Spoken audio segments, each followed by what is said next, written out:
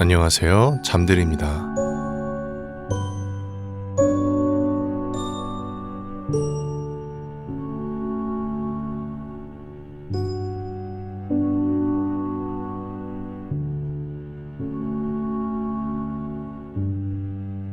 네, 오늘도 하루의 일과를 마치고 함께 해주신 모든 분들께 감사의 인사를 드립니다.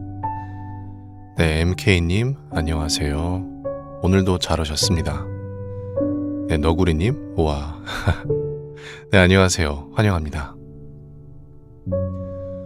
오늘 어떻게 좋은 하루들 보내셨나요? 뭐 특별한 일 없으셨나요? 토토리님 안녕하세요. 네, 안녕하세요. 라비님 안녕하세요. 네, 안녕하세요 하면은 그게 전라도 그건가요? 충청도인가? 네, 깨칠밤 세상에 라이브 처음 봐요. 네, 잘 오셨습니다. 네, 함께 하셔서 감사하고요. 라이브를 저도 시작한 지가 사실 얼마 되진 않았어요. 이제 한 3주째인가? 네, 그래서 이것저것 배워보고 있는데요. 늘 같이 함께 해주시는 분들이 계셔서 감사한 마음입니다. 네, 깨칠밤님 나의 수면제랑 대화를 하다니 네, 감사합니다. 라비님 어제 행복의 정보 감사합니다. 네, 별 말씀을요. 이게 제가 준비성이 조금 더 있었으면요, 그 행복의 정복을 번역은 이미 번역기로 1차로 돌린 거기 때문에 제가 좀 이걸 훑어보면서 이것저것 좀 고쳤을 텐데, 뭐 이미 좀 고친 게 있긴 하거든요. 근데 읽으면서 좀 이게 철학이라서 그럴 수도 있는데 이해하기가 좀 쉽지가 않더라고요, 저는. 근데 라비님은 어떻게 잘 이해하셨나? 잘 이해하셨으면 좋겠다 싶네요. 저보다는 아마 이해가 잘 되셨을 수도. 네, 토토리님 그려요. 충청도예요. 그렇군요. 저도 충청도 사람이에요. 근데 그런 거를 잘은 몰라가지고, 네, 저는 천안에서 좀 오래 살았습니다. 네, 오늘 시작하기 전에 댓글을 여러 개 좀 여러분들과 나눠드리고자 합니다. 네, 지금 함께 하신 토토리님 행복의 정복에 댓글 남겨주셨어요. 운전 중에 들으니 심야 라디오 같고 좋아요. 흐흐흐. 어제 라방은 못 들었지만 덕분에 좋은 책 알아가네요. 감사합니다. 네, 글 남겨주셔서 감사합니다. 저도 조금 더 심야 라디오 같은 어떤 그런 필을 줄 수 있으면 좋겠네요. 앞으로 계속 배워나가는 거니까요. 네, 진주님 책 내용이 흥미롭습니다. 원어로도 낭독해 주시면 좋겠어요. 네, 그리고 똑같은 영상에 오늘도 자다가 한밤에 깨어 잠들이님을 찾습니다. 새벽 3시 다시 잠을 청하며 라이브엔 못 들어가는 날이 계속됩니다. 잘 지내시길. 네. 네, 진주님도 버트런드 러셀 행복의 정복에 남겨주신 글입니다. 네, 감사합니다, 진주님. 그리고 축하드릴 일이 하나 있어요. 흠냐님께서 행복의 정복에 또 글을 남겨주셨는데요. 라이브 또 놓쳤다. 저 대학 붙었어요. 기숙사 들어가면 이제 들으면서 못 자서 2월에 많이 들어야겠어요. 항상 잘 듣고 있어요. 네, 흠냐님 굉장히 대단히 축하드립니다. 근데 웃긴 거는요, 이분이 피노키오에도 예전에 댓글을 남겨주셨거든요. 근데 뭐라고 적으셨냐면 2달 전이에요. 수능은 망했지만 끝나고 장편 들으니까 마음 편하게 잘 수 있네요. 항상 잘 듣고 있어요. 네, 흠냐님 굉장히 큰 네, 제가 너무 기쁘네요. 네, 너무 축하드리고요. 얼마나 설레실까요? 네, 부디 앞으로도 꽃길만 걸으시길 뭐 살면서 꽃길만 걷는 삶이 어디 있겠냐마는 그래도 건강하고 네, 대학 가셔서 열심히 재밌게 그런 대학생활 하실 수 있길 바랍니다.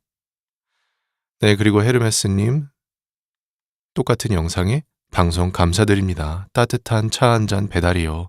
굿나잇. 네, 헤르메스님 감사합니다. 헤르메스님도 굿나잇 되셨길 바랍니다.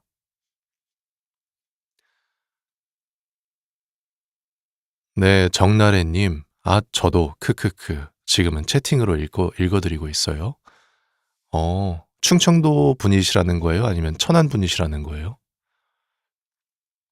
라비라비님, 좋은 책도 추천해드려도 되나요?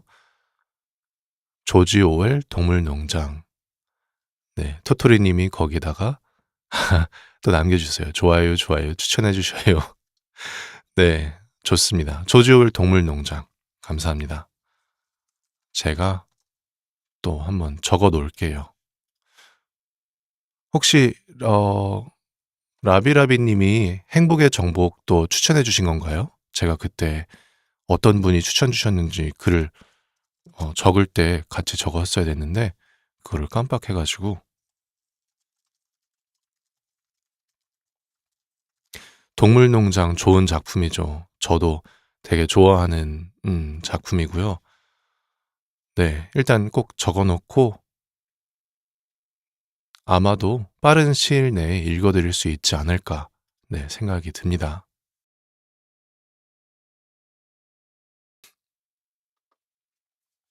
네, 추천 주셔서 감사하고요. 다른 분들도 책 추천해 주실 분들이 있으시면 언제든 알려주시면 제가 적어놓고 네, 하겠습니다. 여담이지만 그 오래된 작품, 그러니까 동물농장처럼 작가분이 돌아가시고 이건 지역 법마다 좀 다른데 일반적으로 한 70년이 지난 작품들은 제가 언제든지 허락 없이 읽어드릴 수 있는 작품이기 때문에 그 편이 조금 더 가능성이 훨씬 높다라는 걸 말씀드립니다. 네, 라비라비님, 조지 오웰 동물농장. 아까 읽어드렸구나. 네, 아모스님, 안녕하세요. 네, 잘 오셨습니다. 네, 토토리님, 축하해요. 얼마나 설레고 좋을까요? 네, 그쵸. 저도 대학 처음 들어갔을 때 얼마나 설렜는지, 또 그 입학 합격이라고 하나요? 합격했다고, 그래서 입학할 수 있다고 그 메일로 딱 받았을 때 이게 얼마나 기분이 좋던지. 네. 밍밍님, 안녕하세요. 저 왔습니다. 굿밤. 네, 안녕하세요. 잘 오셨고요. 네, 굿밤 하시고 좋은 밤 보내시길 바랍니다. 네, 고로케님, 수면 유도 방송이 아니라 합격생을 배출하는 위대한 채널.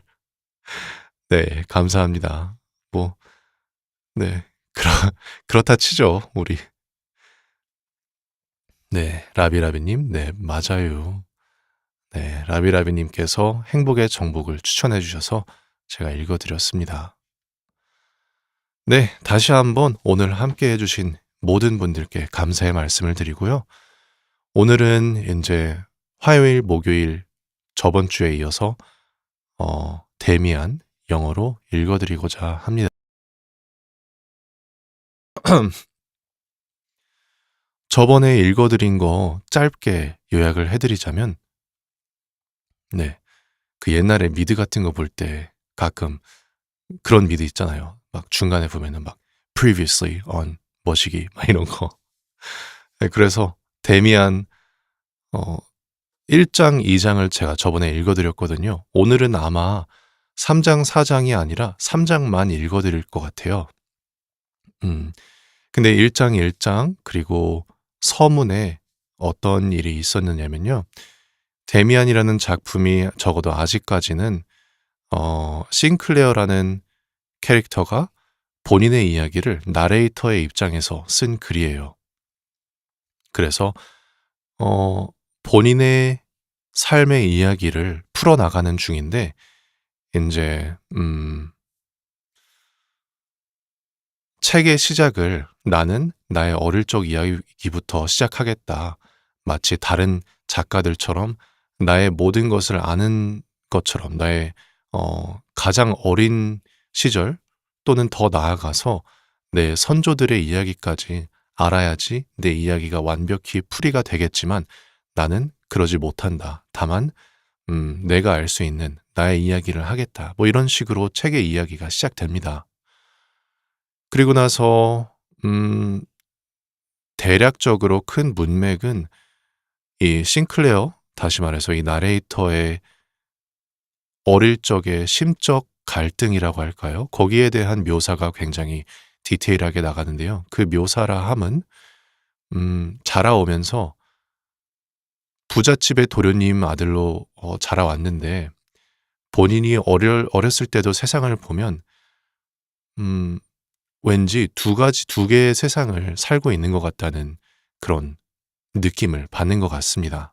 어떤 거냐면 집 안에서는 질서정연하고 그리고 그 질서가 본인을 보호해 주고 또 집 안은 뭔가가 선한 되게 그런 뉘앙스의 세계라면 집 밖의 세계는 그와 반대로 인제 집 없는 사람들도 있고 질서라기보다는 혼란이 더 많고 또 뭐 각종 그때 당시 또 내리보는 그런 직업들이 있잖아요. 뭐 그런 일을 하는 사람들 그런 사람들을 볼 때 내가 세상을 바라볼 때 세상은 두 개로 나뉘어져 있었다. 그리고 나는 그 질서의 세계에서 자라고 있었는데 또 다른 한편으로는 무질서의 세계에 흥미가 갔다. 뭐 이런 내면의 갈등 그런 거를 묘사하고 있습니다.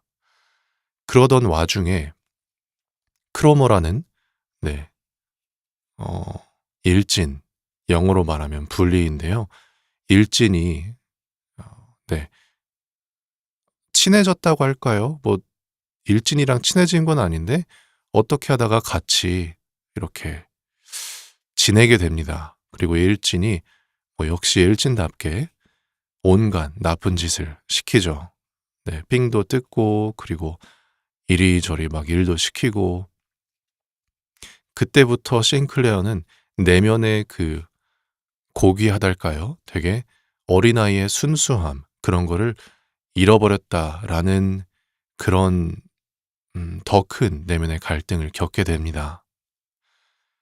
그리고 본인이 그렇게 더러워졌기 때문에 음 항상 그 질서의 세계에 존재했던 부모님에게도 말씀을 못 드리고 또 본인의 어 자매들과도 이야기를 그렇게 못 나눕니다. 그러던 와중 데미안이라는 사람이 이 싱클레어의 학교에 전학을 옵니다. 이 학교가 사립학교고 라틴 사립학교인데 굉장히 훌륭한 사립학교예요. 참고로 크로머는 이 학교에서 만난 게 아니라 학교 바깥에서 만나고 크로머는 또 사립학교가 아니라 공립학교에 다니는 약간 그런 좀 빈민가 출신의 그런 아이입니다. 어쨌건 데미안이 전학생으로 와서 이런저런 눈길을 되게 오자마자 많은 사람들의 눈길을 사로잡게 됩니다. 어떤 이유에선지 데미안은 어 나이에 맞지 않게 어른스러운 모습을 굉장히 많이 보여주고요. 또 성숙한 모습 그리고 본인의 생각이 되게 본인의 세상관이 확고하고 뚜렷한데 그게 마냥 세상에서 많이들 이야기하는 그러니까 대중적인 그런 사상은 아닌 듯합니다. 어느 날은 데미안이랑 싱클레어가 대화를 하게 되는데요. 싱클레어가 성경에 있는 가인과 아벨의 이야기에 대해서 본인의 의견을 본인의 해석을 내놓습니다. 그 해석이라 함은 무엇이냐면 가인과 아벨 원래 이야기에서는 가인이 아벨을 살인하고 그러니까 아벨이 되게 올바른 청년이었고 가인과 아벨은 형제인데 가인은 그 올바른 아벨의 질투를 해서 결국 아벨을 살인을 합니다. 그래서 네, 그 후로 가인은 떠돌이 생활을 하게 돼요. 하지만 데미안이 바라보는 이 해석은 조금 다른데요. 오히려 가인이 강자로서 약자인 아벨을 처치했을 뿐이고, 단지 그 당시의 사람들은 가인의 힘이 두려워서 이 사람은 저주받았다, 이 사람은 낙인받았다, 뭐 이런 식으로 해서 어, 가인을 쫓아낸 걸로 이해를 합니다. 그래서 음, 가인과 아벨의 누가 진정한 피해자인가라는 질문을 했을 때 데미안은 되려 가인이 피해자이다, 가인은 오히려 강자이다, 뭐 이러한 주장을 하는 걸로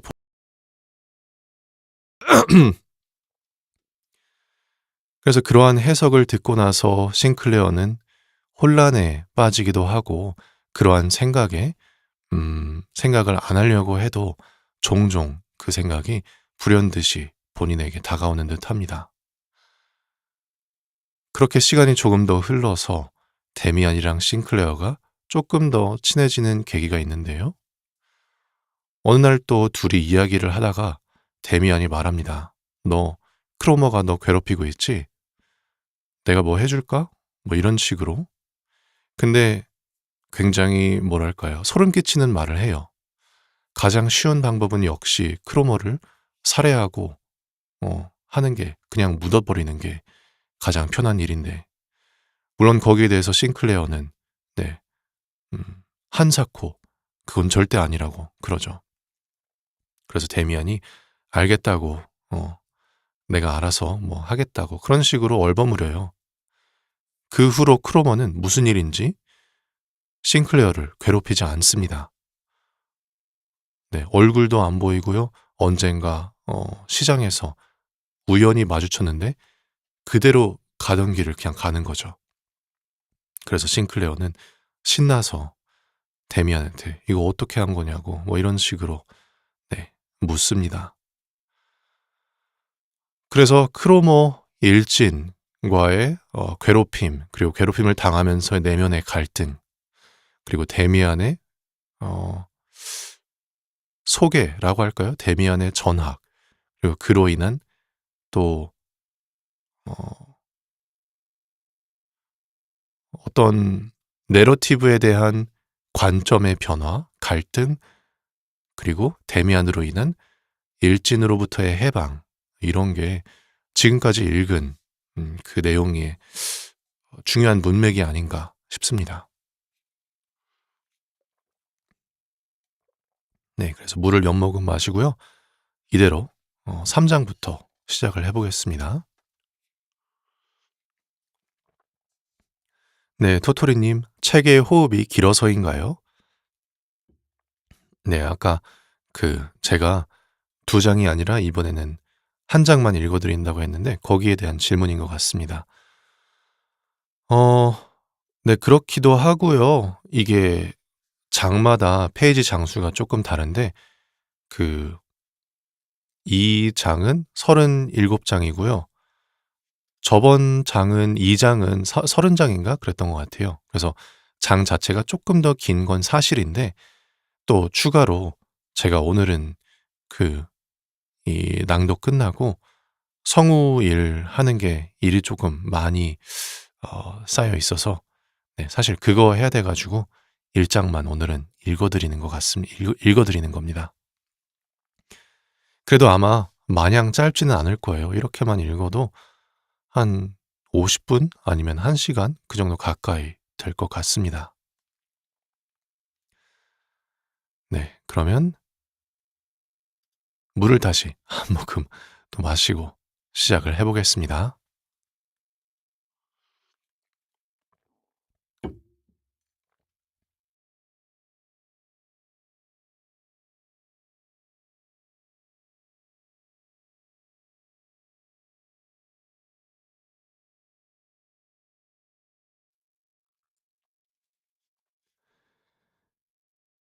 Demian, Chapter 3. The Thief on the Cross. I could describe senses of my childhood spent in peaceful security at the side of father and mother, relate how I passed this period of my life, playing contentedly in the midst of surroundings brightened by love and tenderness. But others have done that. I am only interested in the steps I took in life in order to attain self-realization.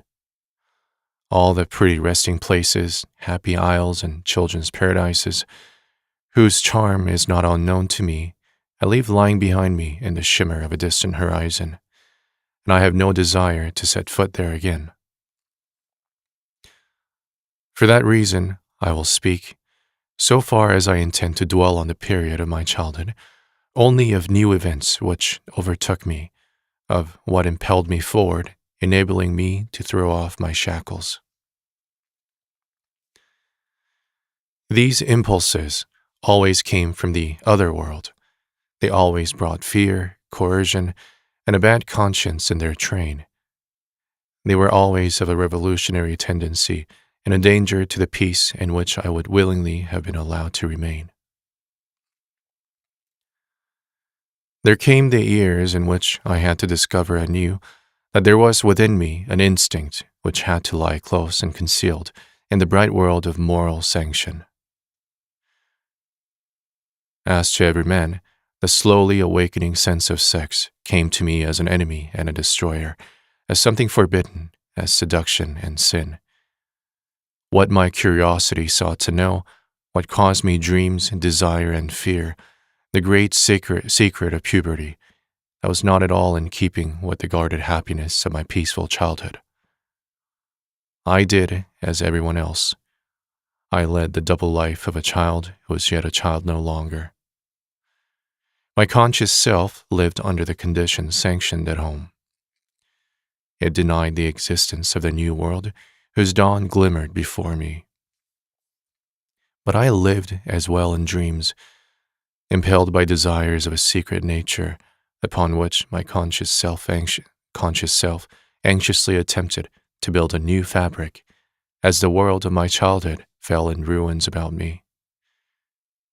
Like almost all parents, my own did nothing to help the awakening life instincts, about which not a syllable was uttered.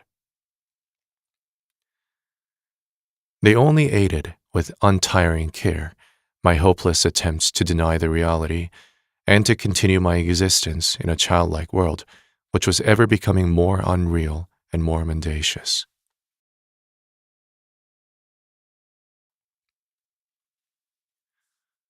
I do not know whether parents can do much in such a case, as I make mine no reproach. It was my own affair to settle my difficulties and to find my way, and I carried through the business badly, like most of those who are well brought up. Every man passes through this difficulty.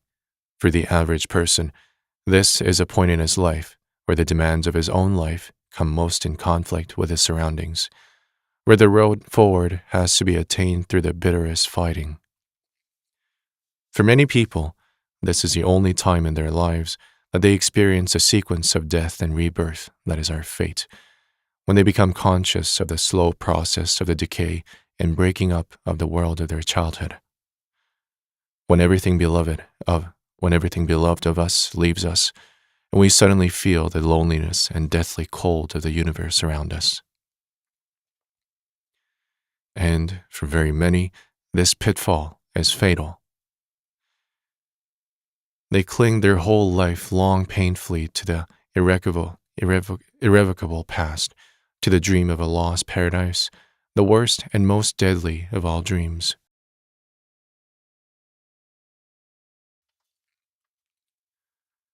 But to return to the story.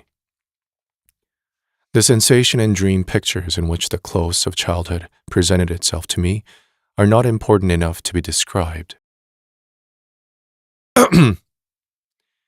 The important point was that I was once again conscious of the experience of the dark world, the other world. What Frank Cromer had once been to me was now present within myself. And so, from the outside as well, the other world once more gained power over me. Several years had passed since my affair with Cromer. That dramatic and guilty time of my life lay far behind me at that time and seemed to have passed like a quick nightmare into nothingness. Frank Cromer had long since disappeared from my life. I scarcely gave it a moment's thought if I chanced to meet him. But the other important figure in my tragedy, Max Demian, never entirely disappeared from my life. However, for a long time, he stood on the far horizon, visible but not affecting me. Only by degrees he approached me again, and I came once more under the ray of his power and influence.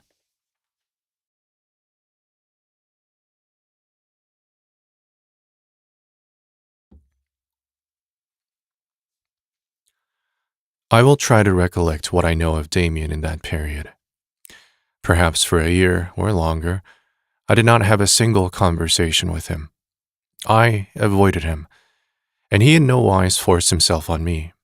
Once or twice, when we met, he nodded to me in friendly greeting. Then it seemed to me at times that there was a note of scorn or ironical reproach in his friendliness, but that might have only been imagination on my part. My relation with him and the strange influence he had exercised over me were as if forgotten by him as well as by me. I tried to recall his face as I recollect him. I see that I was conscious of his existence after all and took notice of him. I can see him going to school, alone or with some of the other big boys. I see him walking among them like a stranger, lonely and still like a celestial body, enveloped in a different atmosphere and subject to his own laws. No one liked him. He was intimate with no one except his mother, and his relations with her did not seem like those of a child, but those of a grown-up person. The masters left him as much as possible in peace. He was a good pupil, but he did not go out of his way to please them. From time to time we heard in gossip of a word, a comment or a retort that he had made to a master, and which left nothing to be desired in the way of blunt challenge or irony. I call him to mind as I close my eyes, and I see his picture emerge. Where was it? Ah, now I have it again. It was in the street in front of our house. There one day I saw him standing, a notebook in his hand. I saw that he was drawing. He was drawing the old crest with the bird over the door of our house, and I stood at a window, concealed behind a curtain, and gazed at him. I saw with astonishment his attentive, cool, bright features turned to the crest, the features of a man, of a research worker, or an artist, superior and full of willpower, oddly bright and cool, with knowing eyes. And again I can see him. It was a little later in the street. We had come out of school and were all standing round a horse that had fallen down. It lay, still harnessed to the shaft, in front of a peasant's cart, and sniffed the air pitifully with open nostrils, while blood flowed from an invisible wound so that the white dust in the street darkened as it became slowly saturated. As I, with a feeling of nausea, turned my gaze away, I saw Damien's face. He had not pressed forward. He stood furthest back of all, rather elegant, quite at his ease, as was proper to him. His gaze seemed to be directed at the horse's head, and expressed again that deep, quiet, almost fanatical and yet calm attentiveness. I could not resist watching him some considerable time, and I remember feeling, though quite unconsciously, that there was something very peculiar about him. I saw Damien's face. I saw not only that he had not the face of a boy, but that of a man. I saw still more. I thought I saw, or felt, that it was not the face of a man either, but something else besides. There seemed to be also something of the woman in his features, and particularly it seemed to me for a moment not manly or boyish, nor old or young, but somehow or other 1,000 years old, not to be measured by time, bearing the stamp of other epochs. Animals could look like that, or trees, or stones. I did not realize that precisely. I did not experience the exact sensation which I, a grown-up person, am now describing. But what I felt then approximated in some way to what I have just related. Perhaps he was beautiful. Perhaps he pleased me. Perhaps even he was repugnant. I could not then determine. I saw only that he was different from us. He was like an animal, or a spirit, or a picture. I know not what he was like, but he was different, inconceivably different from us all. My reminiscence tells me nothing more, and perhaps even what has been described has arisen in part from later impressions. Until I was several years older, I did not come into close contact with him again. Contrary to custom, Demian had not been confirmed with the boys of his ear, and in consequence, fresh rumors concerning him were set afloat. In school, they were again saying that he was really a Jew, or no, a heathen, and others pretended to know that he and his mother professed no religion, or that they belonged to a bad sect in mythology. In connection with this, I seem to remember that he was suspected of living with his mother as with a mistress. Presumably, the facts were that he had been, up to that time, brought up without any denominational creed, and that it was now thought that this might be disadvantageous for his future career. In any case, his mother now decided, after all, to allow him to be prepared for confirmation, 2 years later than the boys of his own age. Hence, it came about that for months he was my classmate in the confirmation class. For a time I kept out of his way. I did not want to have anything to do with him. Too many mysterious rumors had become attached to his name. But above all things, I was worried by a sense of obligation implanted in me since my affair with Cromer. And just at that time, I had enough to do with my own secrets. For the confirmations class coincided with the period when I was definitely enlightened on matters of sex, and in spite of my goodwill, my interest in the pious instruction was on that account greatly diminished. The things of which the clergyman spoke lay far from me in a still, sacred unreality. They may have been quite beautiful and valuable, but in no way real and stirring, as were in the highest degree these other things. The more indifferent I became under these conditions to our spiritual instruction, the more was my interest drawn towards Max Demian again. Something or other seemed to unite us. As nearly as I remember, it began in class early one morning, while the light was still burning in the classroom. The clergyman taking the confirmation class happened to be talking about Cain and Abel. I hardly paid attention. I was sleepy and scarcely listened.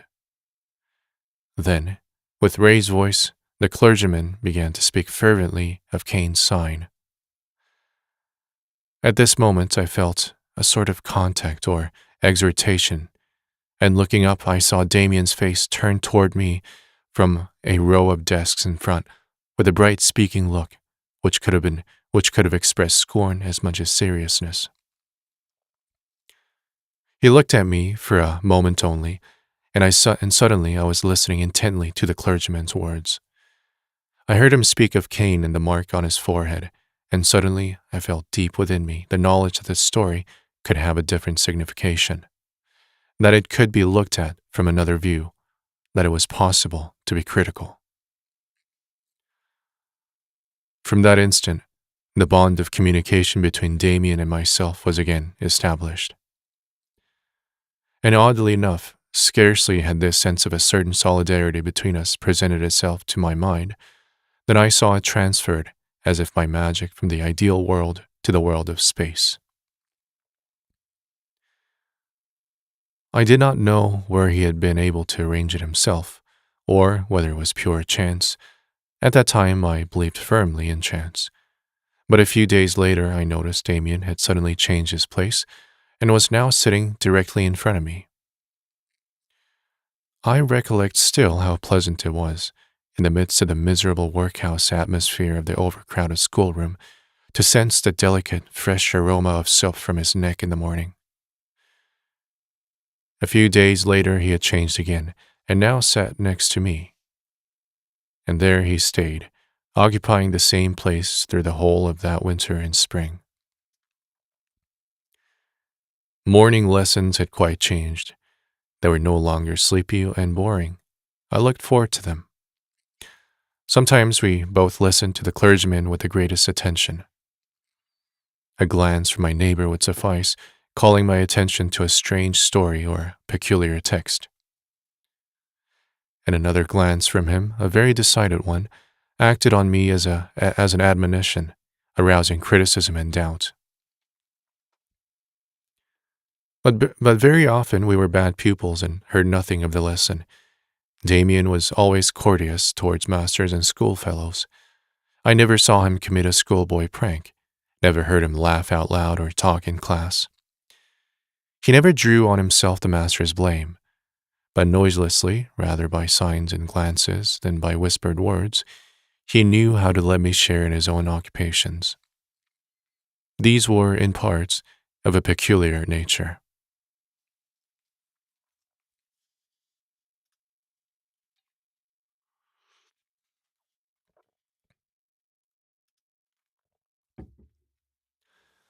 For instance, he told me which of the fellows interested him, and in what manner he studied them.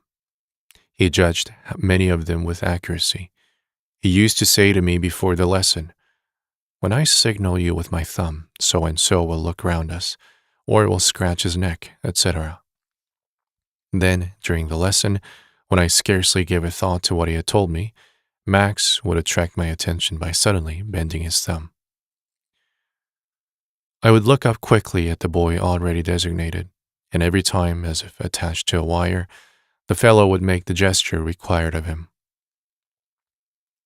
I bothered Max to try this on the master, but he did not want to do it. But once, when I came into class and told him I had not done my preparation, and that I hoped the clergyman would not question me that day, he helped me. The master looked round for a boy to recite a portion of the catechism, and his roving eyes rested on me. He approached me slowly, stretched out his finger in my direction, and already had my name on his lips, when suddenly he became absent-minded or uneasy, put his hand to his collar, stepped up to Demian, who looked fixedly into his face. He seemed to want to ask him something, but he turned away. To our surprise, coughed a little, and put his question to another boy. These jokes amused me very much, but only gradually did I notice that my friend frequently played the same game with me. It would happen that on my way home from school, I had suddenly the feeling Demian was a little way behind me, and when I turned round, there he was, sure enough. "Can you really make another person think what you want him to?" I asked him. He gave me information on the subject readily enough, quietly and pertinently, in his grown-up manner. "No," he said, "that can't be done. That is to say, one hasn't a free will, even if the person acts that way. Neither can the other person think as he will, nor can I make him think what I want him to. But you can observe someone well, and then you can say fairly exactly what he thinks or feels. In this way, you can generally predict what he will do in the moment after. It's quite simple, but people merely do not know it. Naturally, it requires practice. To take an example from the butterfly world, there is a certain species of moth, of which the female is much rarer than the male. The moths reproduce like other animals. The male impregnates the female, who then lays the egg. Suppose you have in your possession a female of this type of moth.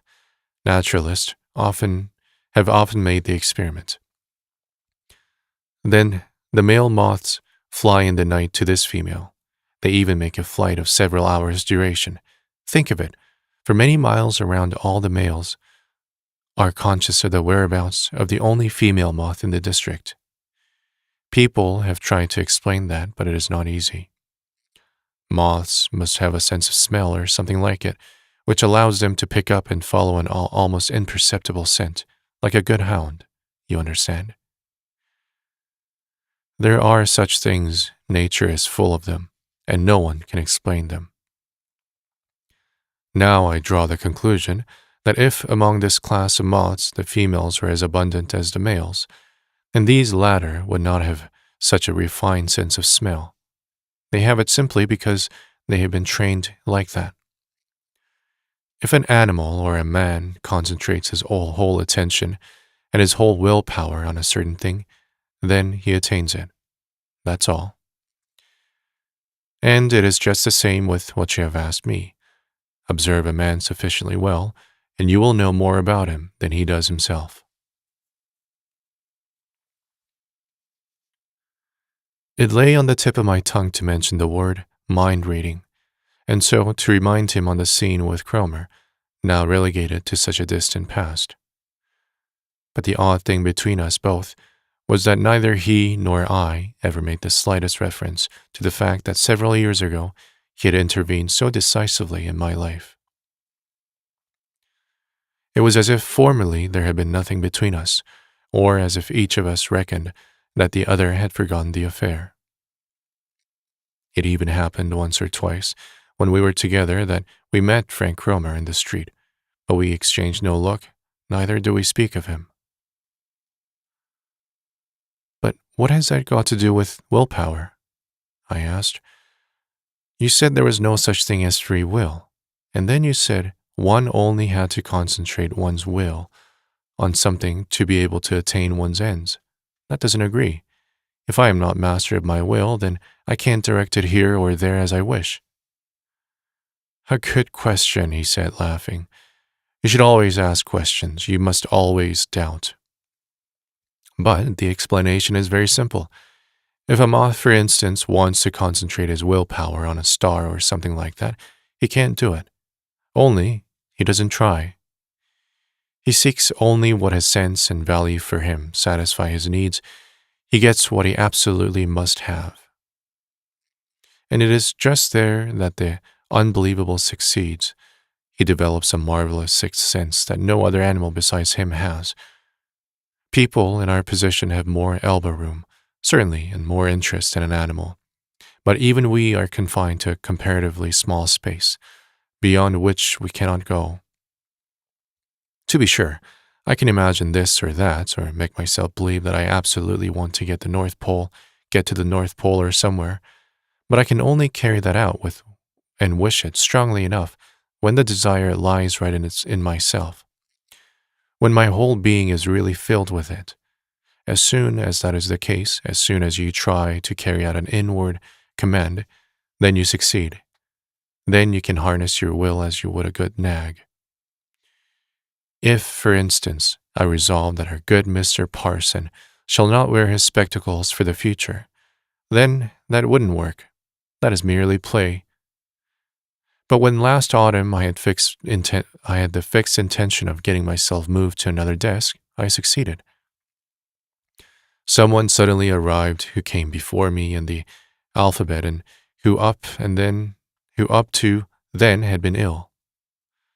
Because someone had to make room for him, it was naturally I who did it, because my willing it had made me all ready to seize the opportunity. Yes, I said.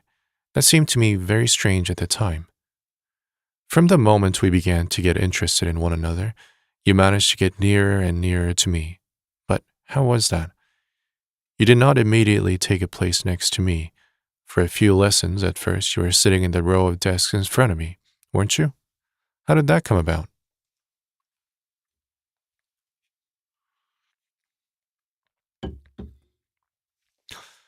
It was like this.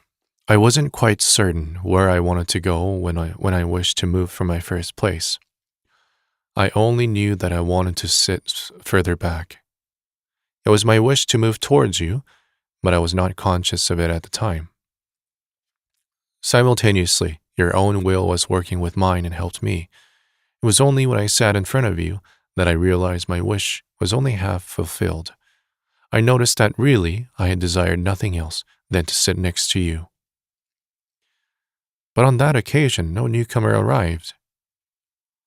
No, but then I simply did what I wished and sat next to you without hesitation. The boy with whom I changed places was simply surprised and let me do it without further say. And the parson indeed noticed once that a change had taken place. In fact, whenever he looks at me, something worries him secretly. That is to say, he knows my name is Demian, and that something must be wrong that I, whose initial is D, am sitting back there with among the S's. But that does not penetrate his consciousness because my will is against it, because I prevent him again and again from becoming conscious of it. He notices now and then that something is wrong. He looks at me and begins to study the question, the good fellow. But I have a simple means at my disposal. I look at him very, very fixedly in the eyes.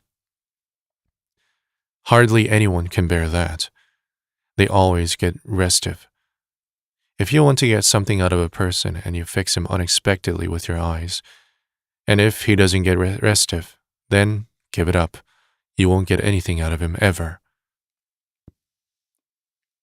But that happens seldom. I know only one single person with whom this trick won't help me. Who is that? I asked quickly.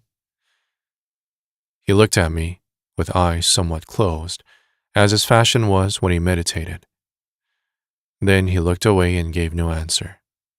And in spite of my lively curiosity, I could not bring myself to repeat the question. But I believe he was referring to his mother. He seemed to live on very intimate terms with her, but he never spoke about her, never invited me to his house. I scarcely knew what his mother looked like.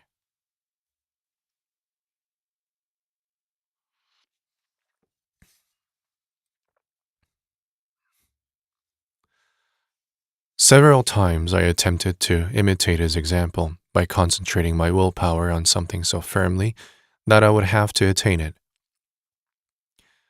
I had desires which seemed to me sufficiently pressing, but nothing came of it. I could not bring myself to talk matters over with Demian. I should not have been able to make him understand what I wanted. He did not ask either. My faith in matters of religion had meanwhile suffered many a breach. Yet, in my manner of thinking, which was entirely under the influence of Demian, I was to be distinguished from those of my schoolfellows who professed an entire disbelief. There were a few such who let occasional phrases to be overheard, to the effect that it was laughable and unworthy of man's dignity to believe in a God, and that stories such as those of the Trinity and the Immaculate Conception of the Virgin Mary were simply a joke.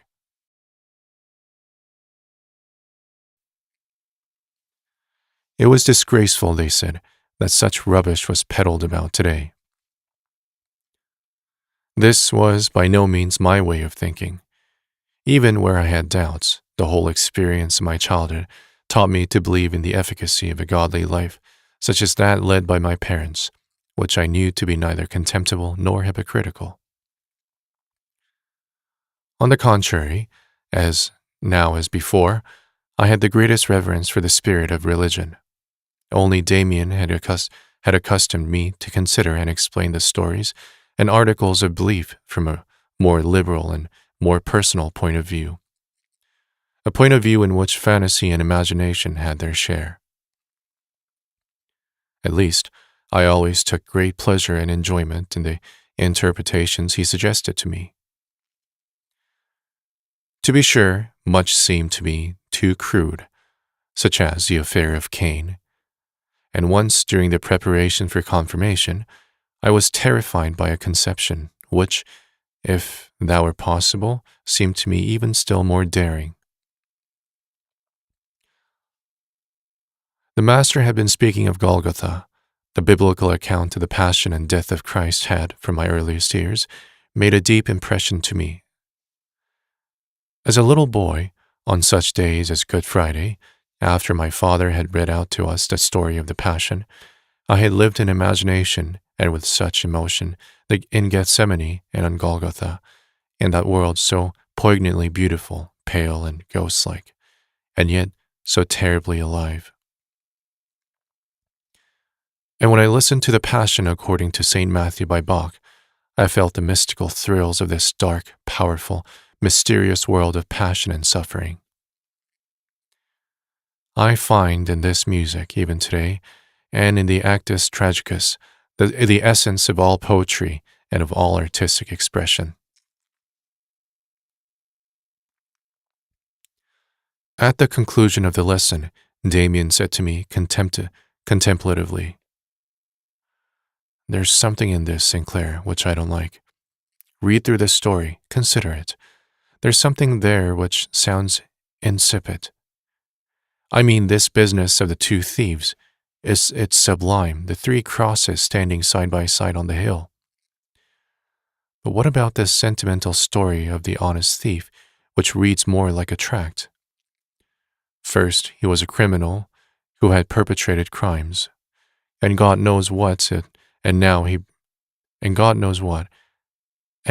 breaks out in tears and is consumed by feelings of contrition and repentance. I ask you, what's the sense of such a repentance 2 steps from the grave? It's nothing but a real person's story, mawkish and mendacious, larded with emotion, and having a most edifying background. If today you had to choose one of the 2 thieves as your friend, or if you consider which of the 2 you would the sooner have trusted, it would most certainly not be this weeping convert. No, it's the other, who's a real fellow with plenty of character. He doesn't care a straw about conversion, which in his case can mean simply nothing more than pretty speeches. He goes his way bravely to the end without being such a coward as to renounce the devil in the last moment, who up to that point has had to help him. He is a character, and in biblical history, people of character always come off second best. Perhaps he's a descendant of Cain, don't you think so?" I was dismayed. I had believed myself to be quite familiar with the story of the crucifixion, and now I saw for the first time what little personal judgment I had brought to bear on it, with what little force of imagination and of fantasy I had listened to it and read it. Damian's new ideas, therefore, were quite annoying, threatening to overthrow conceptions, the stability of which I had believed it necessary to maintain. No, one cannot deal with anything and everything like that, certainly not with the all-holiest. As always, he noticed my opposition immediately, even before I had spoken a word. "I know," said he, in a tone of resignation. "It's the old story. Everything is all right until you're serious about it. But I'll tell you something. This is one of the points where one can clearly see the shortcomings of this religion. The fact is that this God of the old and of the new dispensation may be an excellent conception, but he is not what he really ought to be. He is everything that is good, noble, fatherly, beautiful, sublime, and sentimental, certainly, but the world consists of other things which are simply ascribed to the devil. All this part of the world, a good half, is suppressed and hushed up. Just the same as they praise God as the Father of all life, but pass over the whole sex life on which all life depends and declare it to be sinful and the work of the devil. I have nothing to say against honoring this God Jehovah, nothing at all. But I think we should reverence everything and look upon the whole world as sacred, not merely this artificially separated, official half of it. We ought then to worship the devil as well as God. I should find that quite right. Or we ought to create a God who would embody the devil as well, and before whom we should not have to close our eyes when the most natural things in the world take place. Contrary to his custom, he had become almost vehement. But he smiled again immediately and pressed me no further. But in me these words encountered the riddle of my whole boyhood, which I had hourly carried with me, but of which I had never spoken to anyone. What Demian had said about God and the devil, about the official godly world and the suppressed devil's world, that was exactly my own idea, my own myth, the idea of the two worlds or two halves of the world, the light and the dark. The realization that my problem was a problem of humanity as a whole, of life and thought in general, suddenly dawned on me, and this recognition inspired me with fear and awe, as I suddenly felt to what extent my own innermost personal life and thought were part of the eternal stream of great ideas. The realization was not joyful, although it confirmed my mode of thought and made me happy to a certain extent. It was hard and tasted raw, but because a hint of responsibility lay therein, telling me to put away childish things and to stand alone.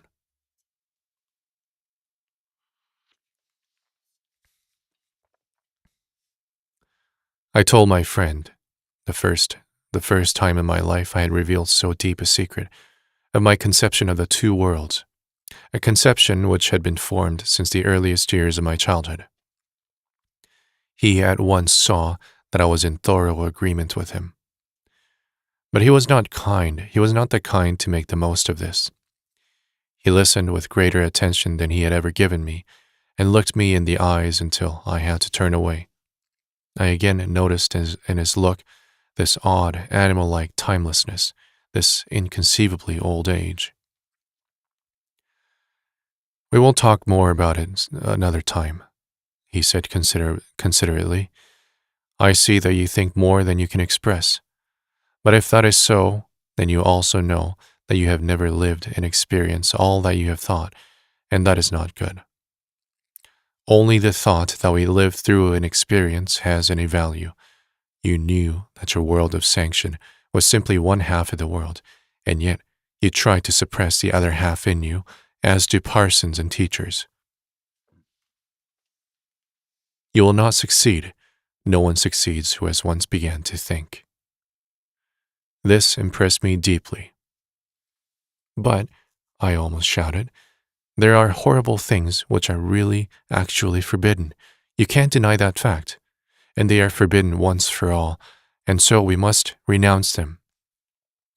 I know, of course, that there are such things as murder and all possible kinds of vice. But shall I then, simply because such things exist, go and become a criminal?"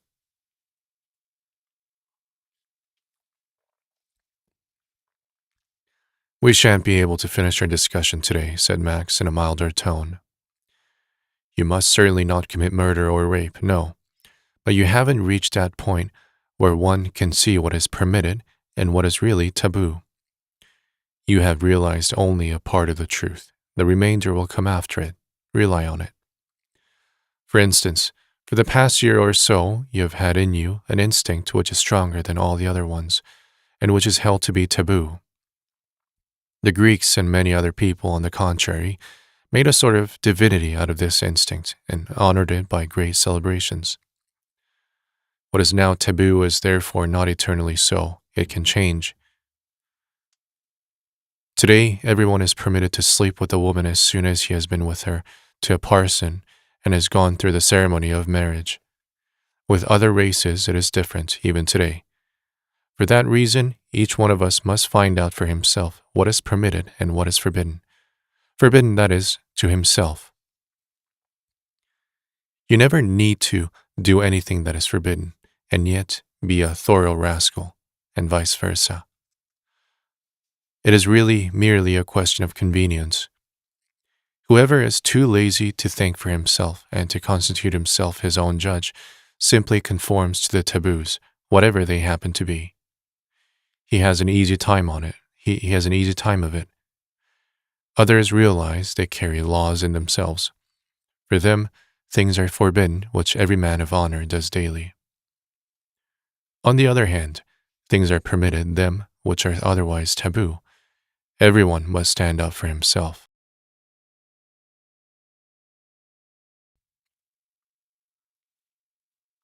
Suddenly, he seemed to regret having said so much and broke off. I felt I could understand to a certain extent what his sentiment was. That is to say, however agreeably he used to present his ideas, apparently in a cursory manner, he could on no account tolerate a conversation made simply for the sake of talking, as he once said. He realized in my case that, although my interest was genuine enough, I was too much inclined to look upon discussion as a game, too fond of clever talking. In short, I was lacking in perfect seriousness.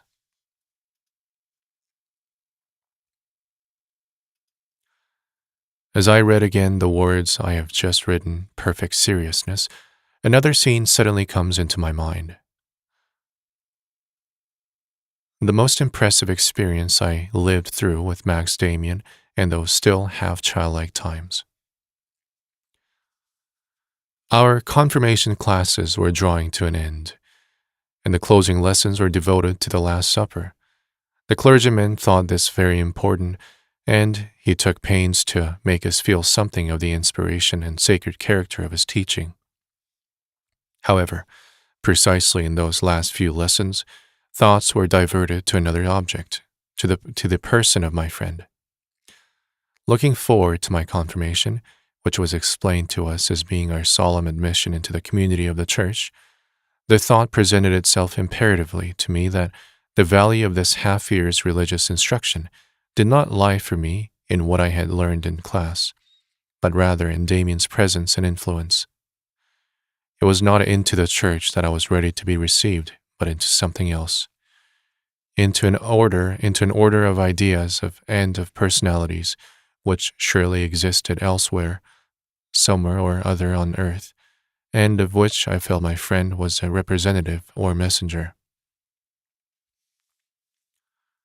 I tried to repress this thought.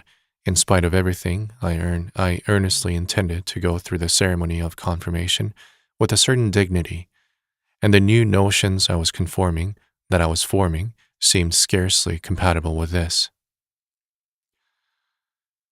Yet, do what I would, the idea was there, and gradually identified itself with the approaching religious ceremony. I was ready to celebrate it in a different fashion from the other confirmation candidates. For me, it would mean admission into a world of ideas with which I had become acquainted through Demian. In those days, it happened that I had another discussion with him. It was just before a lesson.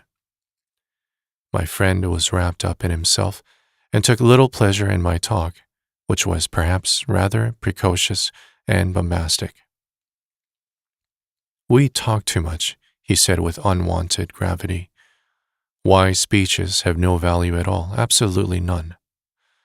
You only escape from yourself. To escape from yourself is a sin. You should be able to creep right into yourself like a tortoise." We entered the schoolroom immediately after. The lesson began. I took pains to listen, and Demian did not disturb me in my effort.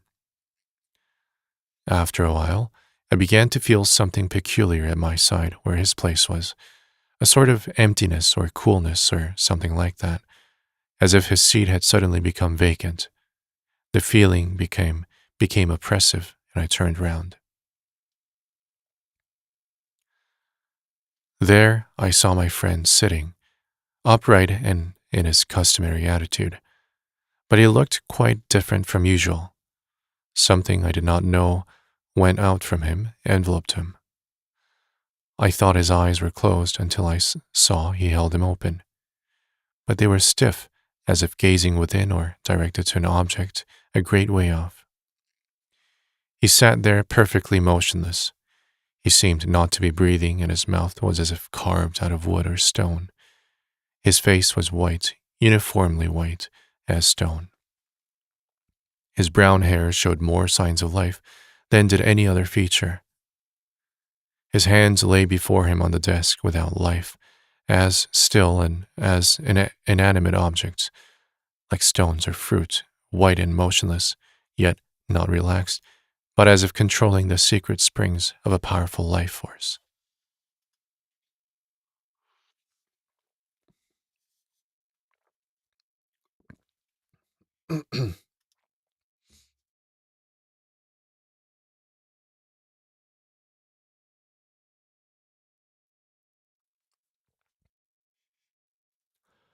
The sight made me tremble.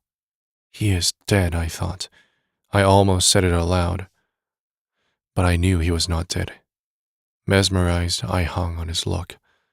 My eyes were riveted to this white stone mask. I felt it was the real Demian.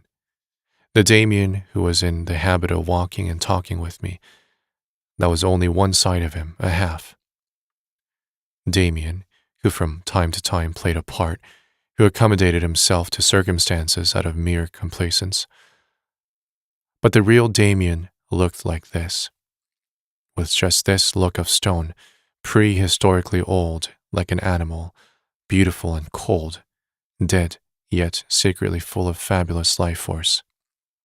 And around him this still emptiness, this infinite ethereal space, this lonely death. Now he has quite retired into himself, I felt with a shudder. Never had I been so isolated. I had no part in him. He was unattainable. He was further from me than if he had been on the most distant isle in the world.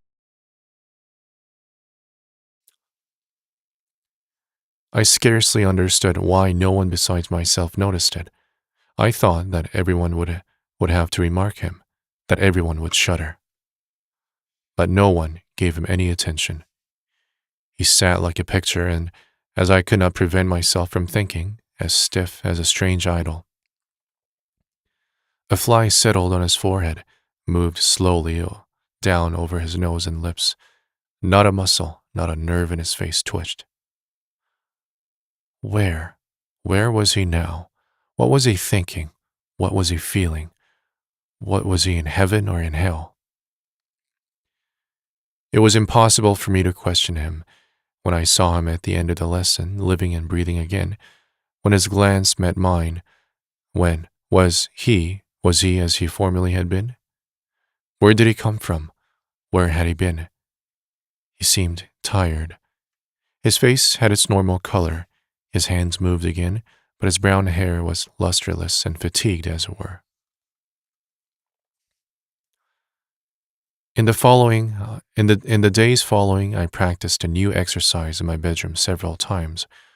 I sat stiffly on a chair, kept my eyes fixed, and held myself perfectly motionless. I waited to see how long I could maintain this attitude, and what the sensation would be like. However, I merely got very tired and suffered from a violent twitching of the eyelids. The confirmation took place soon after, of which no important recollections remain with me.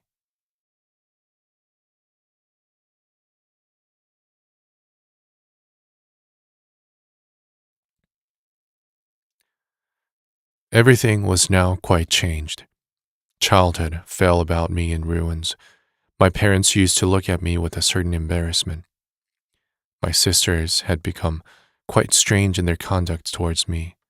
A disillusionment falsified and weakened the old sentiments and pleasures. The garden was without fragrance. The wood was no longer inviting. The world around me seemed like a clearance sale of old articles, insipid and without charm. Books are merely paper, music a noise. The leaves fall thus from a tree in autumn. The tree feels it not.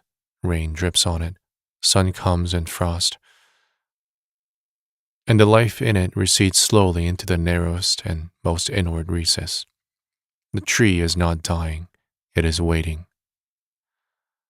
It was decided that after the holidays I should go to another school, leaving home for the first time.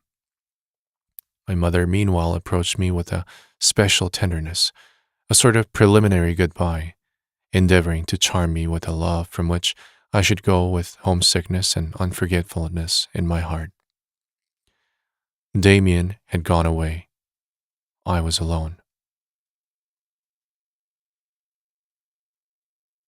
네, 이렇게가 2장의 끝입니다. 아니, 3장의 끝입니다.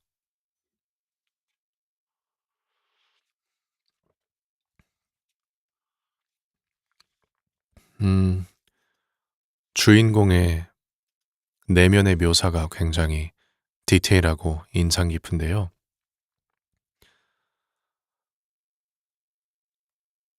3장은 이 주인공 싱클레어가 어떤 계기로 인해 어느 날 데미안과 친해지는 그 과정을 그리고 또 친해졌는데 장의 마지막 장에는 이제 학교를 졸업하고 더 이상 데미안과 이렇게 왕복이 없는 왕래가 없는 그런 그림을 그려주고 있습니다. 3장의 가장 중요한 포인트라고 할까요? 아무래도 성경의 이야기에 대한 다른 해석. 그게 첫 번째 1장, 2장에서는 가인과 아벨의 이야기로부터 시작되었지만 3장에서는 똑같은 주제를 끌고 와서 그러한 다른 해석을 예수님이 십자가에서 돌아가실 때 양쪽에 있었던 도둑들에 대해 적용이 됩니다. 그리고 데미안이 처음으로 본인에 대한 세상관을 이야기하죠. 성경에서 말하는 두 도둑의 이야기는 예수님이 십자가에서 못 박혀서 돌아가실 때 양쪽에 두 명의 도둑이 있었는데 한 명은 마지막에 죽어가면서 회개를 했고 나머지 한 명은 회개를 하지 않고 예수님을 향해 욕을 했습니다. 그래서 성경이 말하는 것은 이제 회개를 한 도둑은 천국을 갔고 회개를 하지 않은 도둑은 그렇지 못했다라는 거죠. 이 이야기를 데미안은 다르게 봅니다. 둘 다 지금까지 악한 일을 저지르면서 산 사람들인데 마지막에 죽음에 임박했을 때 본인의 신념을 끝까지 지키고 간 회개하지 않은 도둑이 오히려 더 훌륭한 사람이다. 그리고 우리는 그거에서 멈추는 게 아니라 이 세상에서는 마치 성경에서 말하는 신은 항상 좋고 항상 이 선한 이런 부분만 설명하는데 우리가 살고 있는 세상에서 선한 부분은 단순히 그 세상의 절반일 뿐이다. 나머지 절반은 악함이 공존하고 있다. 따라서 이 기독교라는 종교는 문제가 있다. 이런 내용의 이야기를 많이 털어넣습니다. 데미안이. 그리고 그 이야기를 들으면서 저자인 나레이터인 싱클레어도 본인이 어릴 때부터 생각해왔던 두 가지의 세상, 그러니까 싱클레어의 입장에서는 이제 본인이 자라온 가정, 그 가정에서의 선한 세상, 그리고 그 집의 바깥 세상, 악한 세상, 그 두 개의 세상을 에 대해서 생각했던 그 아이디어를 데미안과 또 같이 얘기하면서 털어놓게 됩니다.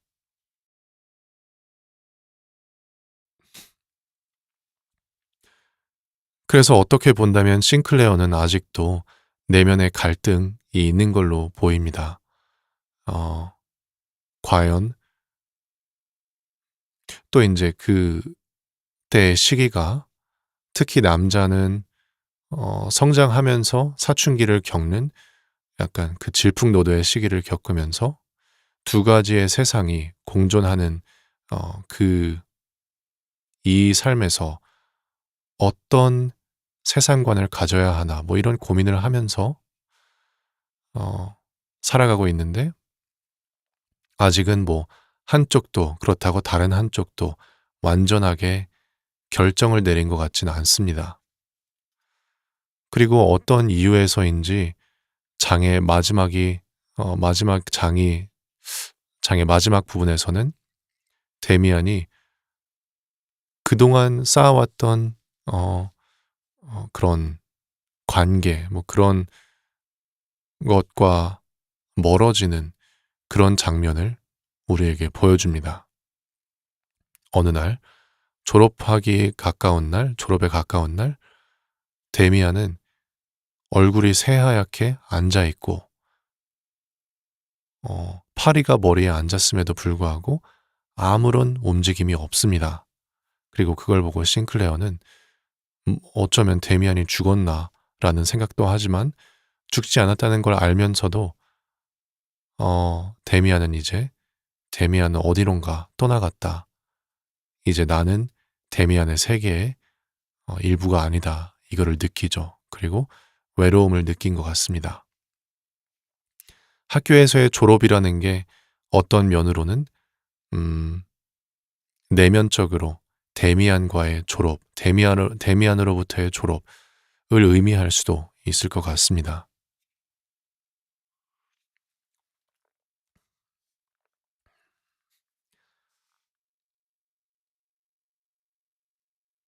네, 장유진님, 너무 좋다. 기회되면 한글 데미안도 가능할까요? 네, 유진님, 한글로 가능하고요. 이것도 벌써 그 번역기로 한번 돌려봤는데요.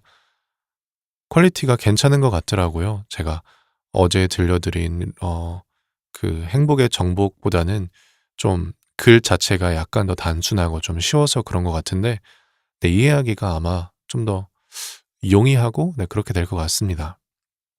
데미안은 사실 옛날에 제가 출판사에 이렇게 연락을 드리면서 낭독을 허락받으려고 했었는데 허락을 해주시는 출판사를 못 찾았었어요.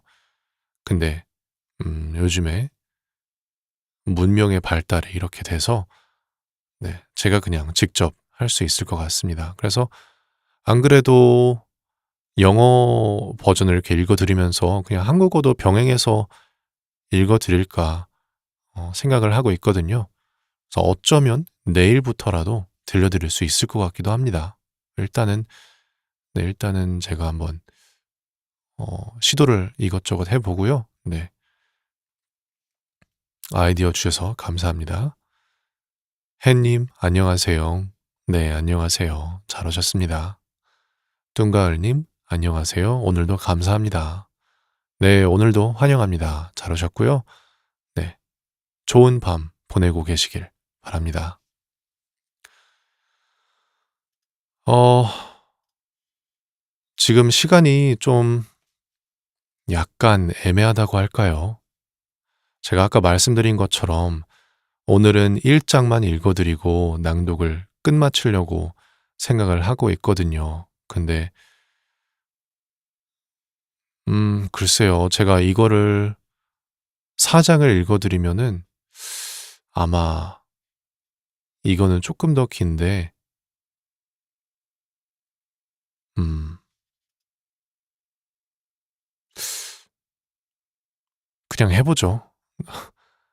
일단은 그냥 읽어볼게요. 4장도.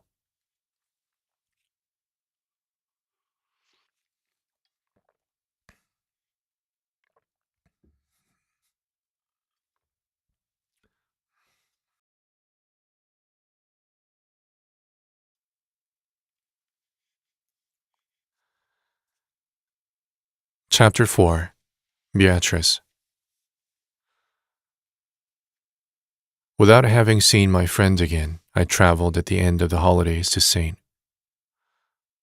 Both parents came with me and handed me over with all possible care to the protection of a master of the school, in whose house I was to board. They would have been numb with horror had they only known to what sort of fate they were leaving me. It still hung in the balance whether I should become with time a good son and a useful citizen, or whether my nature would break out in other directions. My last attempt to be happy under the roof of my father's house and the spirit prevailing there had lasted for a considerable period, and at times had almost succeeded only in the end to fail completely.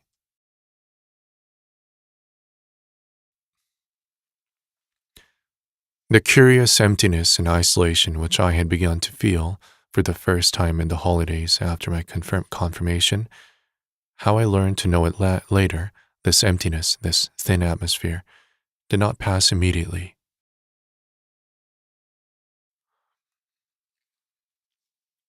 The parting from home was for me peculiarly easy. I was rather not ashamed of not being sadder.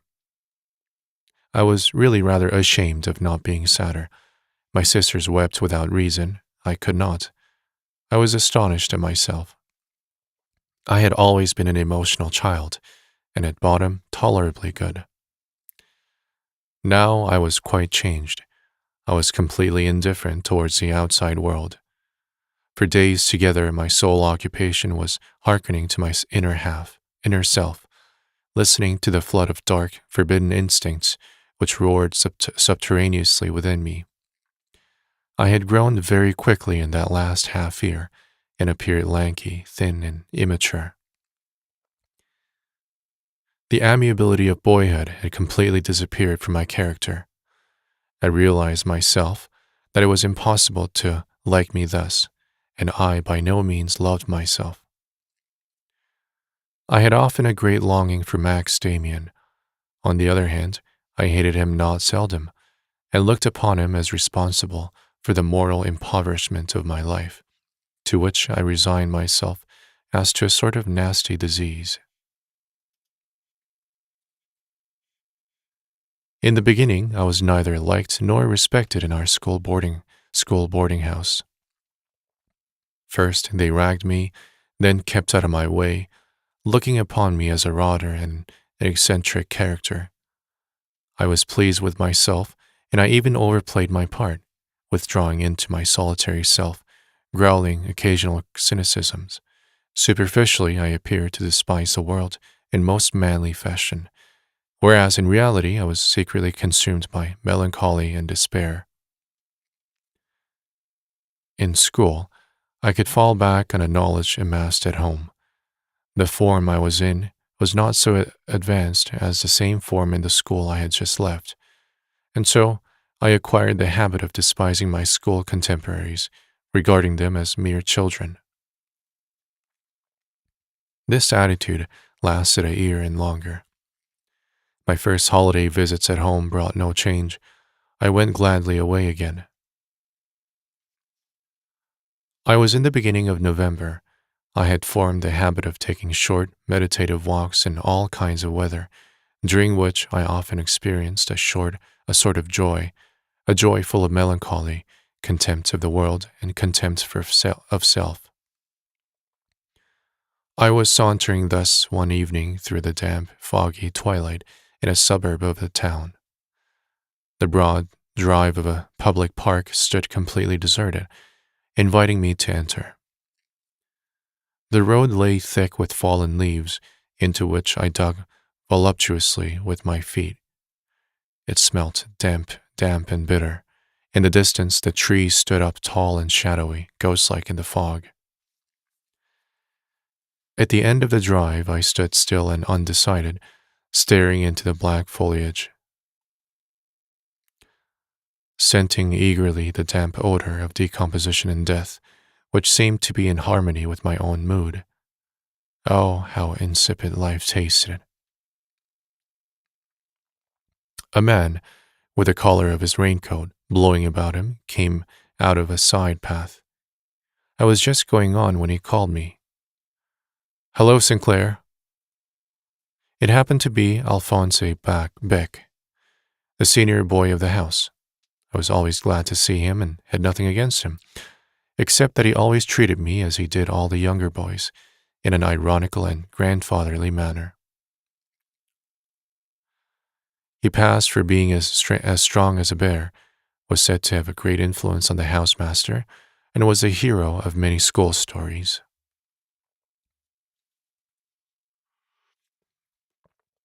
"What are you doing here?" he asked affably, in the tone the seniors always used when they condescended on occasion to talk to us.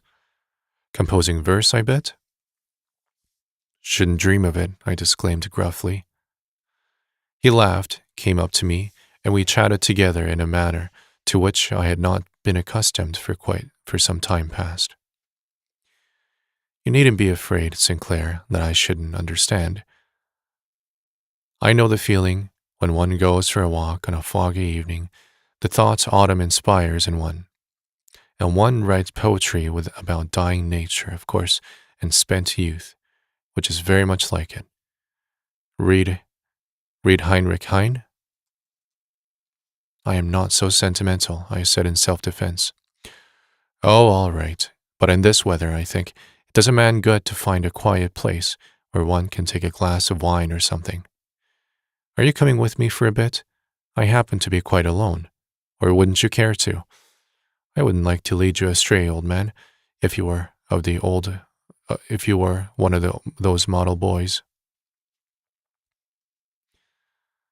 A little while after, we sat clinking our thick glasses in a little tavern in the suburbs, drinking wine of a doubtful quality.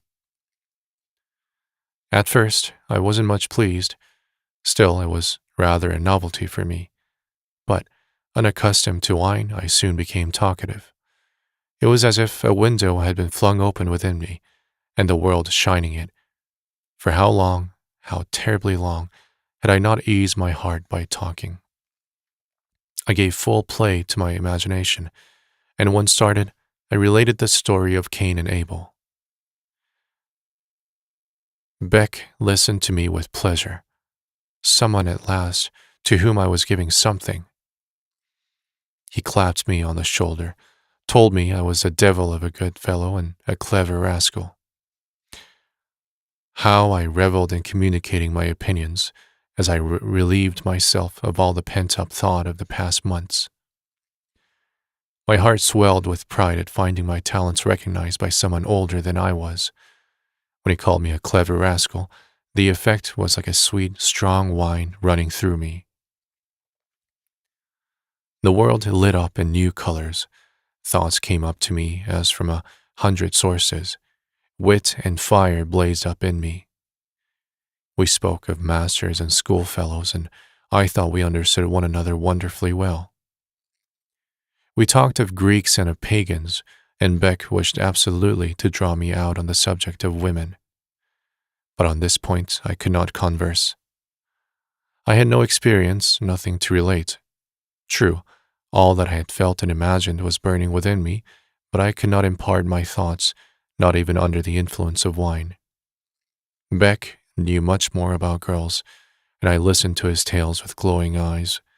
The things I heard were unbelievable.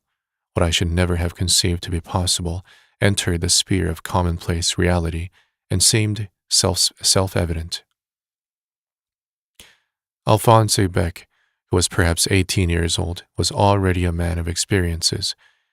Among other things, he told me that girls liked boys to play the gallant with them, but in general were too frightened to go any further. You could hope for more success with women. Women were much cleverer. For instance, there was Mrs. Jaggelt, who sold pencils and copybooks, who was much easier to deal with. All that had happened behind the counter in her shop was unprintable in any book. I sat on captivated. My head was swimming. To be sure, I could not exactly have loved Mrs. Jaggelt, but still, it was unheard of. It seemed as if things happened, at least to older people, of which I never dreamed. There was a false ring about it, to be sure. Everything seemed more trivial and commonplace, and did not coincide with my own ideas about love. But still, it was reality. It was love and adventure. Someone sat next to me who had lived it in experience, to whom it seemed a matter of course.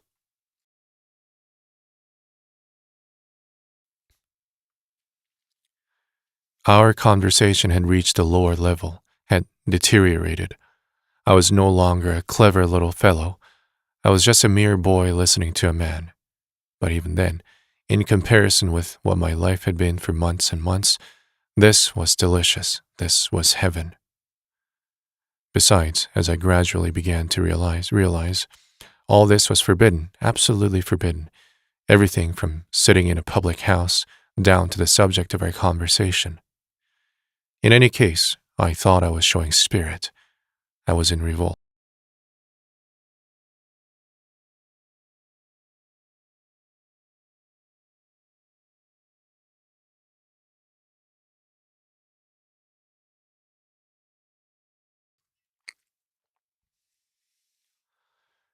I can recollect that night with the greatest clearness. We both of us wended our way home at a late hour under the dimly burning gas lamps through the cool, damp night, and for the first time in my life, I was drunk. It was not agreeable. It was in the highest degree unpleasant. But there was a sort of charm about it, a sweetness. It smacked of orgy and revolt, of spirit and life. Beck bravely took me in hand, and although he grumbled at me as being a bloody novice, he half carried, half dragged me home, where, by good fortune, he was able to smuggle us both through a window which stood open on the ground floor. Being a maddening pang accompanied this sobering up, as I painfully awoke after a short heavy sleep. I sat up in bed and saw that I was still wearing my shirt. My clothes and shoes lay round about on the floor, smelling of tobacco and vomit. And between headache, nausea, and a maddening thirst, a picture came before my mind on which I had not set eyes for many a long day. I saw my home, the house where dwelt my parents. I saw father and mother, my sisters in the garden. I saw my peaceful, homely bedroom, the school and the marketplace. Demian and the confirmation class, and all this was bright, lustrous. All was wonderful, godly, and pure. All that, I realize now, had until yesterday belonged to me, had waited for me. But now, in this hour, it was mine no longer. It spurned me and looked upon me with disgust. All that was loving and intimate, all that I had received from my parents since the first golden days of my childhood, each kiss mother had given me, each Christmas, each godly bright Sunday morning there at home, each flower in the garden, all that was laid waste, I had trampled on it, all with my foot. If the police had come for me then and had found me and had bound me and led me away to the gallows as a desecrator and as a scum of humanity, I should have acquiesced, should have gone gladly. I would have found it right and fitting. That was the state of my feelings. I, who had gone about despising the world, I, who had been so proud in spirit and who had shared Damian's thoughts, so I appeared a filthy pig. To be classed with the scum of the earth, drunk and befouled, disgusting and common, a dissolute beast, carried away by abominable instincts. So I appeared, I who came from those gardens whose bright flowers had been purity and sweet gentleness, I who had loved Bach's music and beautiful poetry. I could still hear with aversion and disgust my own laugh, the drunken, uncontrolled, convulsive and silly laugh which escaped me. That was I. But in spite of everything, there was a certain enjoyment in suffering these torments.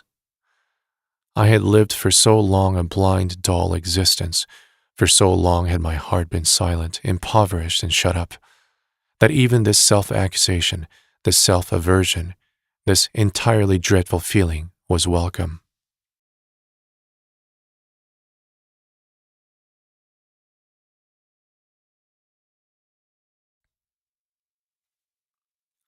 At least it was feeling. Flowers were flaring up, emotion was quivering therein. I experienced in the midst of my misery a confused sensation of liberation, of the approach of spring. However, as far as outward appearances went, I was going fast down the hill. The first debauch was soon followed by others. There was much drinking at school and other things not in accord with study. I was among the youngest who carried out in this way, but from being just tolerated and looked upon as a mere youngster, I soon rose to be considered as a leader and a star. I was renowned as a daredevil and could drink with the best. Once again, I belonged entirely to the dark world, to the devil, and I passed in this world for being a splendid fellow. But at the same time, I was in a pitiful state of mind. I lived in a whirl of self-destroying debauchery, and while I was looked up to by my friends as a leader and the devil of a good fellow, as a cursed, witty, and spirited drinking companion, my anxious soul was full of apprehension. I remember on one occasion tears started to my eyes when, on coming out of a tavern one Sunday morning, I saw children playing in the street, bright and contented, with freshly combed hair and in their Sunday clothes.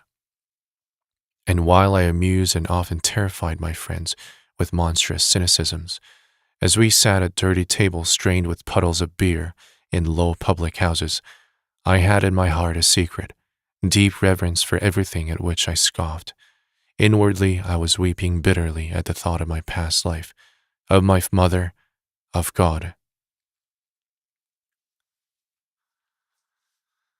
There is a good reason for the fact that I was never one with my companions, that I remained lonely even in their midst, that I suffered in the manner above described. I was a hero of drinking bouts.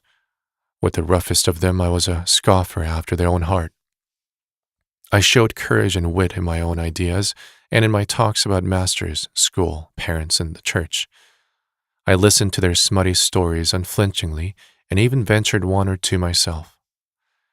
But I was never about when my boon companions went off with girls. I remained behind alone. Filled with an ardent desire for love, a hopeless longing, whereas, to judge from my conversation, I must have been a hardened rake. No one was more vulnerable, no one more chaste than I, and when from time to time I saw young girls pass by in the town, pretty and clean, bright and charming, they seemed to me like wonderful, pure dream women, 1,000 times too good and too pure for me.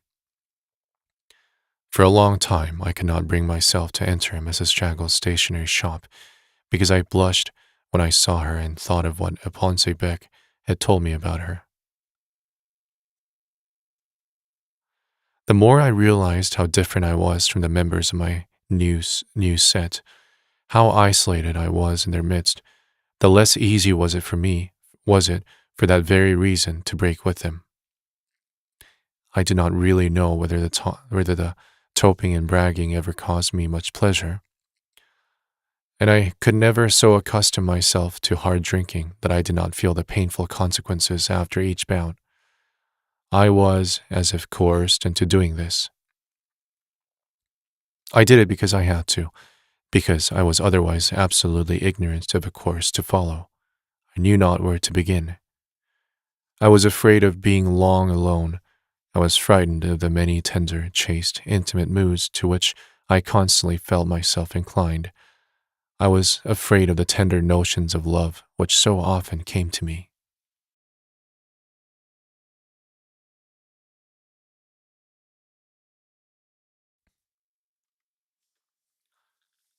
One thing I lacked most of all, a friend. There were 2 or 3 schoolfellows whom I liked very much, but they belonged to the good set, and my vices had for a long time been a secret to no one. They avoided me. With all, I passed for a hopeless gamester under whose feet the very earth quaked. The masters knew much about me. Severe punishments were several times inflicted on me. My final expulsion from the school was waited for with more or less certainty. I knew that myself, for a long time, I had ceased to be a good pupil. I got through my work by hook or by crook, with the feeling that the state of affairs could not last much longer.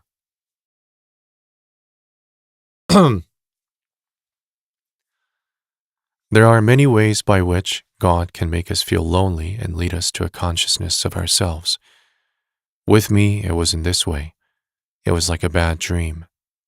in which I saw myself ostracized, foul and clammy, creeping restlessly and painfully over broken beer glasses down an abominably unclean road.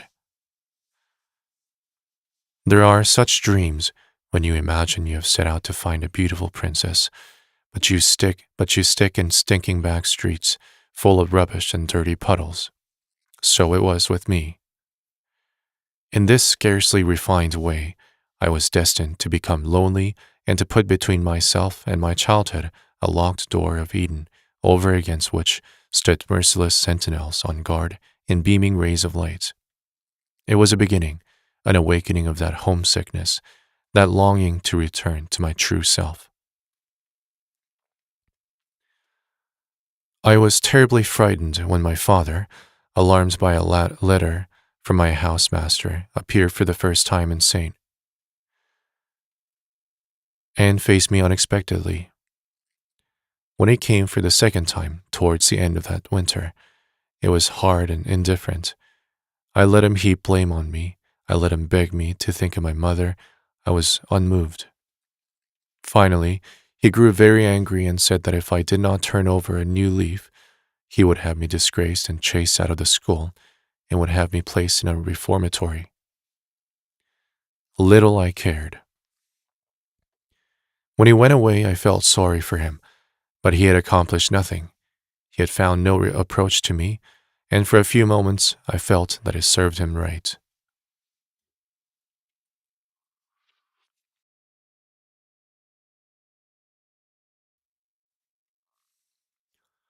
I was indifferent as to what might become of me. In my peculiar and unlovely manner, with my carrying on and my frequenting of public houses, I was at odds with the world. This was my way of protesting. I was ruining myself thereby, but what of it? Sometimes the case presented itself to me in this wise. If the world had no use for such as me, if there was no better place for us, if there were no higher duties, then people like myself simply went to the devil. So much the worse for the world. The Christmas holidays of that year were exceedingly unpleasant. My mother was terrified when she saw me again. I had grown taller, and my thin face looked gray and ravaged by dissipation, with flabby features and inflamed rings round the eyes. The first indications of a mustache, and the spectacles which I had but lately taken to wearing, made me look stranger still.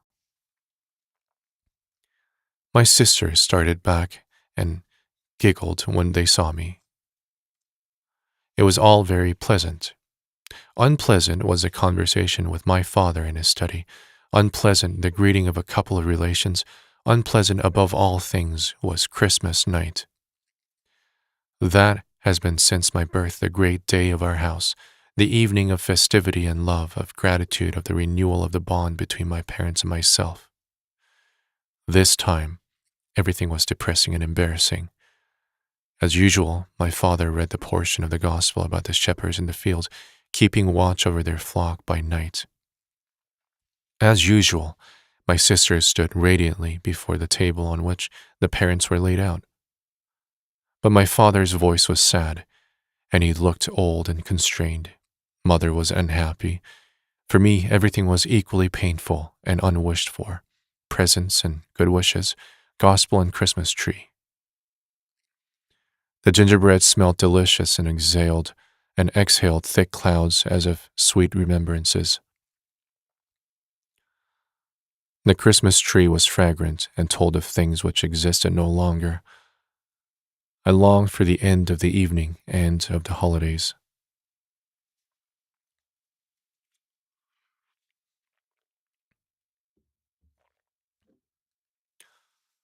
So passed the whole winter.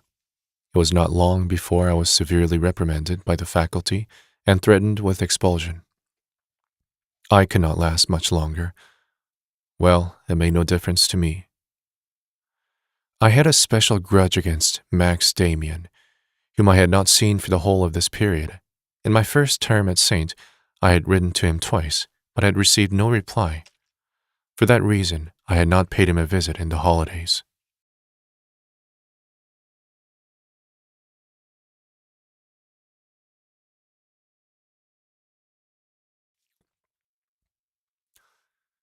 In the same park where I had met Alphonse Beck in the autumn, it chanced that in the first days of spring, just as the thorn hedges were beginning to turn green, a girl attracted my attention.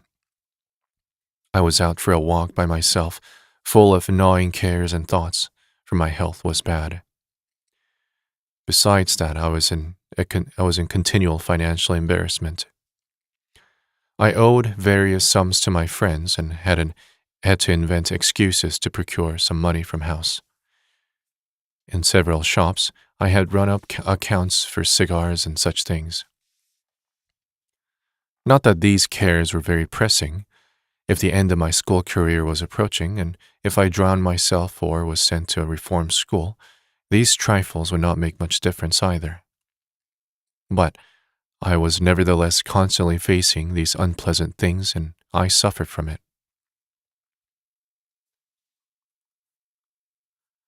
On that spring day in the park, I met a girl who had a strong attraction for me. She was tall and slender, elegantly dressed, and had a wise, boyish face. She pleased me at once. She belonged to the type that I loved, and she began to work upon my imagination. She was scarcely older than I, but she was more mature. She was elegant and possessed a good figure, already almost a woman, but with a touch of youthful exuberance in her features, which pleased me exceedingly. It was never my good fortune to approach a girl with whom I could have fallen in love. Neither was it my luck in this case, but the impression was deeper than all the former ones, and the influence of this infatuation on my life was powerful. Suddenly, I had again a picture standing before me, a revered picture. And no need, no impulse was so deep or so strong in me as the desire to revere, to adore. I gave her the name of Beatrice, of whom, without having read Dante, I knew something from an English painting, a reproduction of which I had in my possession. The picture was of an English pre-Raphaelite girlish figure, very long-limbed and slender, with a small, long head and spiritualized hands and features. My beautiful young girl did not completely resemble this, although she had the same slenderness and boyish suppleness of figure which I loved, and something of the spiritualization of the face, as if her soul lay therein.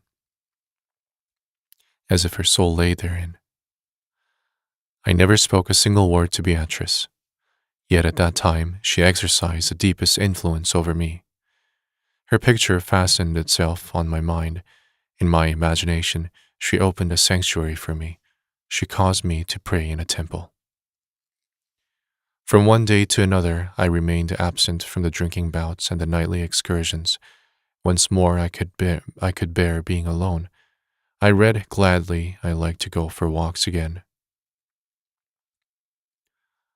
I was much scoffed at for my sudden conversion, but I had now something to love and to worship. I had again an ideal. Life was once more full of suggestion, of gaily colored secret nuances that made me insensible to the jeers of my companions. I again felt at home with myself, although I was now the servant and slave of a picture which I revered. I cannot think of that time without a certain emotion. With earnest striving, I again endeavored to build a bright world out of the ruins of that period of my life which had broken up around me. I again lived entirely and single-mindedly in the desire to put away the dark and the bad, and to dwell completely in the light, on my knees before my gods. Still, this bright world I built up was to a certain extent my own creation. It was not the action of flying back or of crawling back to mother, to security without responsibilities. It was a new service upon which I entered, invented by myself for my own requirements, with responsibilities and discipline of self.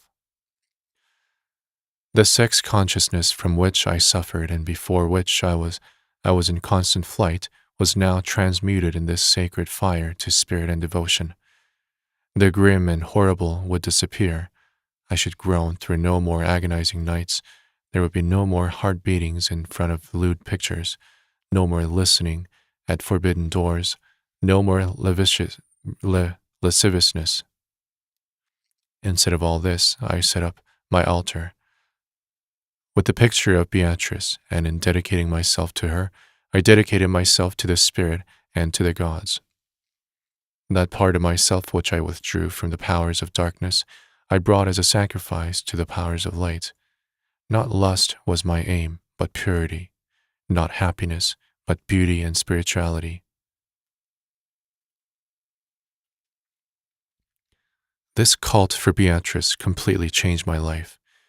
A precocious cynic but a short while before, I had now become a servant in the temple, whose aim it was to be a saint. I not only renounced the evil life to which I had accustomed myself, but I endeavored to change everything. To set myself a standard of purity, nobility, and dignity, which I even applied to eating and drinking, to my manner of speech and dress. I began each morning to wash with cold water, to the use of which I had in the beginning to force myself. I behaved with gravity and dignity, carried myself erect, and acquired a slower and more dignified gait. To an observer, it might have seemed rather ludicrous, but to me it was a performance of a divine worship.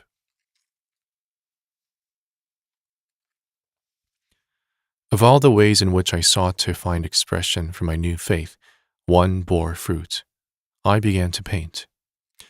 To start with, the English picture of Beatrice I had in my possession did not bear a sufficient resemblance of Beatrice.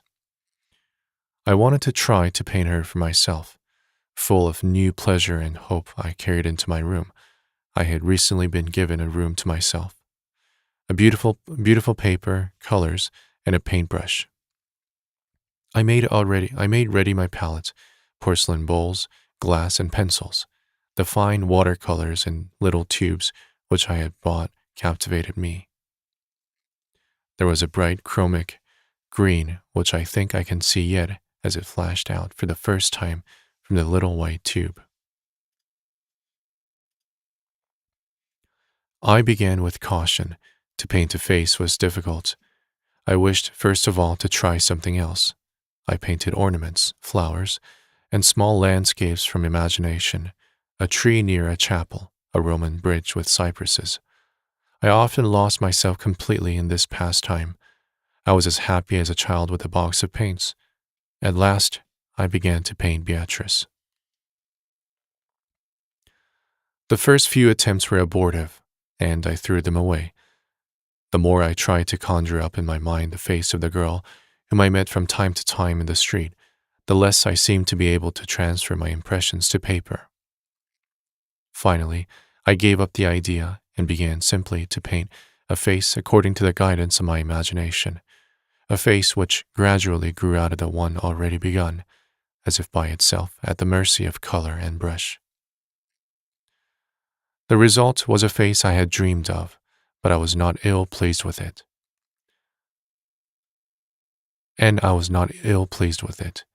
Yet I made another essay immediately, and each new picture was clearer and approached more nearly to the type, but was by no means like the reality.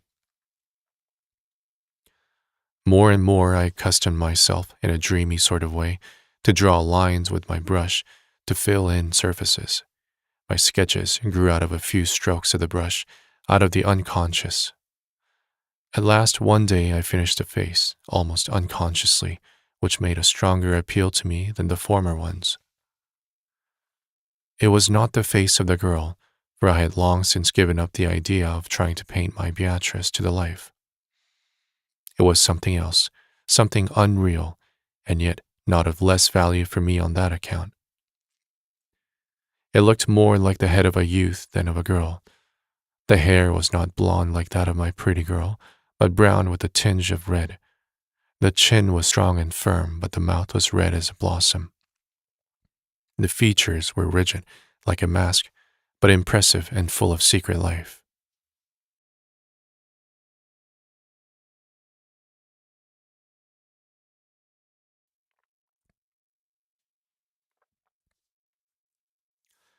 As I sat before the finished sketch, it made a peculiar impression on me.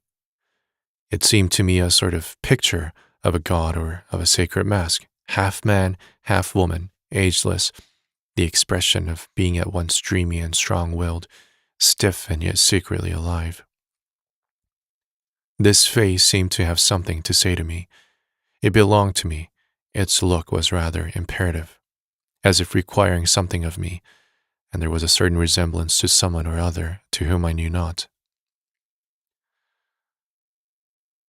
The picture played an important role for a while, sharing my thoughts and my life.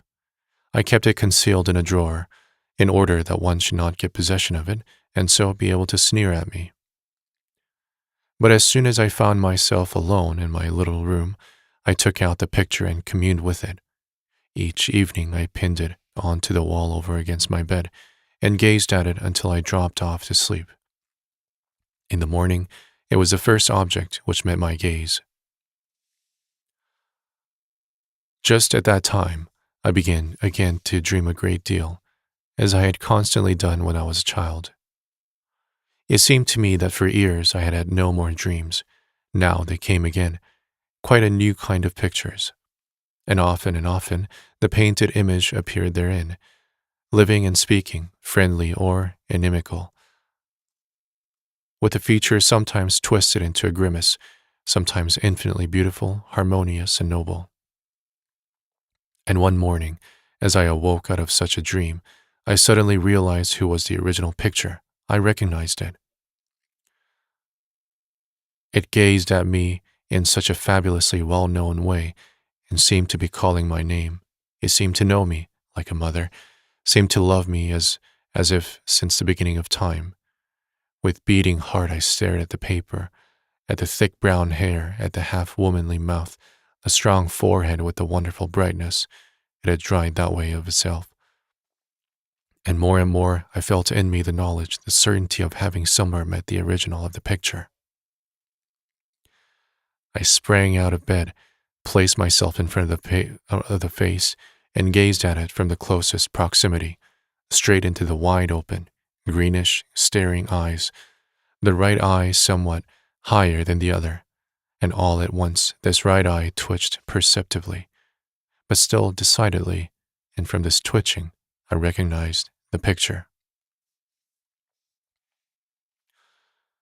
How was it that I had found it out so late? It was Damian's face.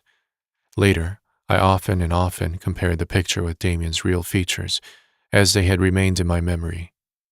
They were not quite the same, although there was a resemblance, but it was Demian nonetheless. Once, on an evening in early summer, the red sun shone obliquely through my window, which looked towards the west. In the room the dusk was gathering. I suddenly had the idea of pinning the picture of Beatrice, or of Demian, to the crossbar of the window and of gazing at it, while the evening sun was shining through. The whole outline of the face disappeared, but the reddish ringed eyes, the brightness of the forehead, and the strong red mouth glowed deeply and wildly from the surface of the paper. I sat opposite it for a long time, even after the light had died away. And by degrees, the feeling came to me that this was not Beatrice or Demian, but myself. The picture did not resemble me. It was not meant to, I felt, but there was that in it which seemed to be made up of my life, something of my inner self, of my fate or of my demon. My friend would look like that if I ever found another. My mistress would look like that if ever I had one. My life and death would be like that. It had the ring and rhythm of my fate. In those weeks, I had begun to read a book which made a deeper impression on me than anything I had read before. Even in later years, I have seldom chanced upon books which have made such a strong appeal to me, except perhaps of Nietzsche.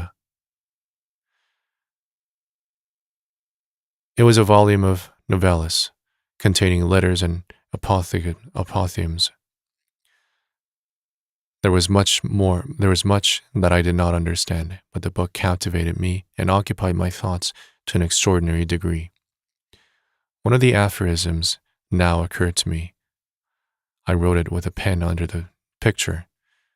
Fate and soul are the terms of one conception. That I now understood. I frequently used to meet the girl I called Beatrice. I felt no emotion on seeing her, but I was often sensible of a harmony of sentiment which seemed to say, we are connected. Or rather, not you and I, but your picture and I. You are a part of my destiny.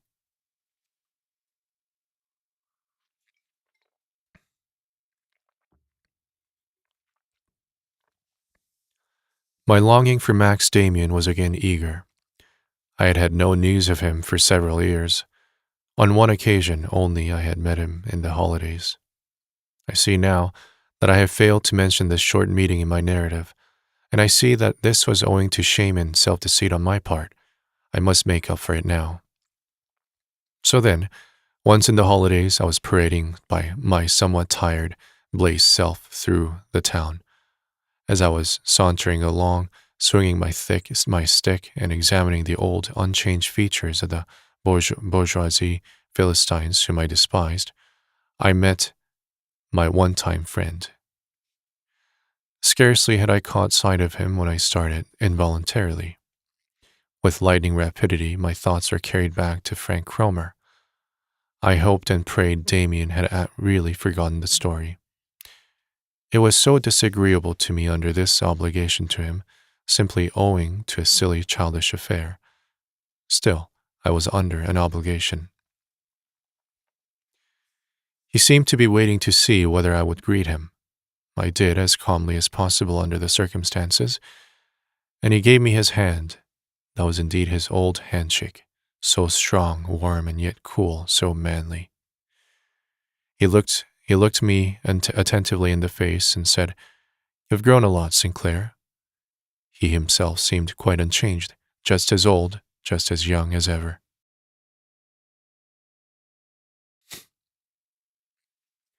He proposed that we should go for a walk, and we talked of the secondary matters, not of the past.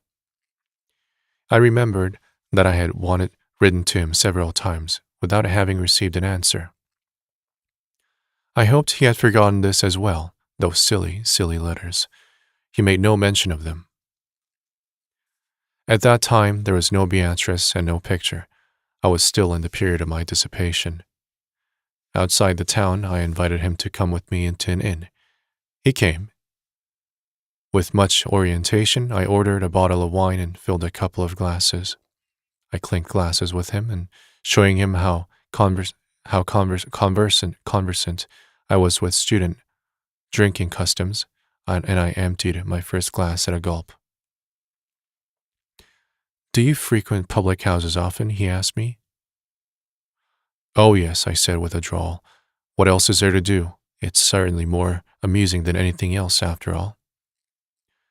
"You think so?" "Perhaps, and maybe so. There's certainly something very pleasing about it, intoxication. But I find, with most people who frequent public houses, the sense of abandon is lost. It seems to me that there is something typically Philistine, bourgeoisie, in the public house habit. Of course, just for one night, with burning torches, to have a proper orgy and drunken revel. But to do the same thing over and over again, drinking one glass after another, that's hardly the real thing. Can you imagine Faust sitting evening after evening drinking at the same table?" I drank and looked at him with some enmity. "Yes, but everyone isn't a Faust," I said curtly. He looked at me with a somewhat surprised air. Then he laughed in his old superior way. "What's the good of quarreling about it? In any case, the life of a toper, of a libertine is, I suppose, more exciting than that of a blameless citizen. And then, I have read it somewhere, the life of a profligate is one of the best preparations for a mystic. There are always such people as St. Augustine, who became seers. Before, he was a sort of rake and profligate.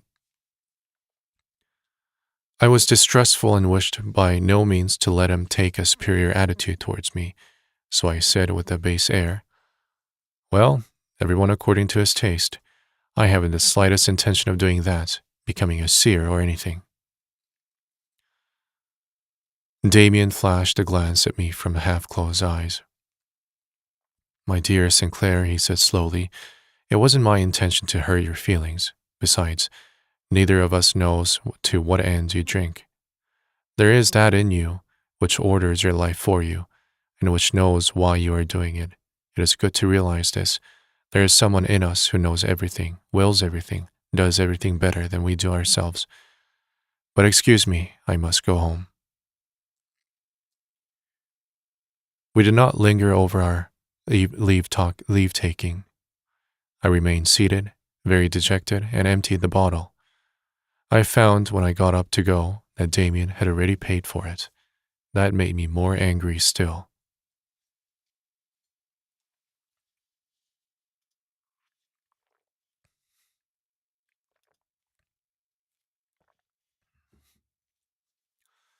This little event recurred to my thoughts, which were full of Demian, and the words he had spoken in the inn came back to my mind, retaining all their old freshness and significance. It is good to know there is one in us who knows everything. I looked at the picture hanging in the window, now quite dark. The eyes glowed still. It was Damian's look. On it was the look of the one inside me who knows all.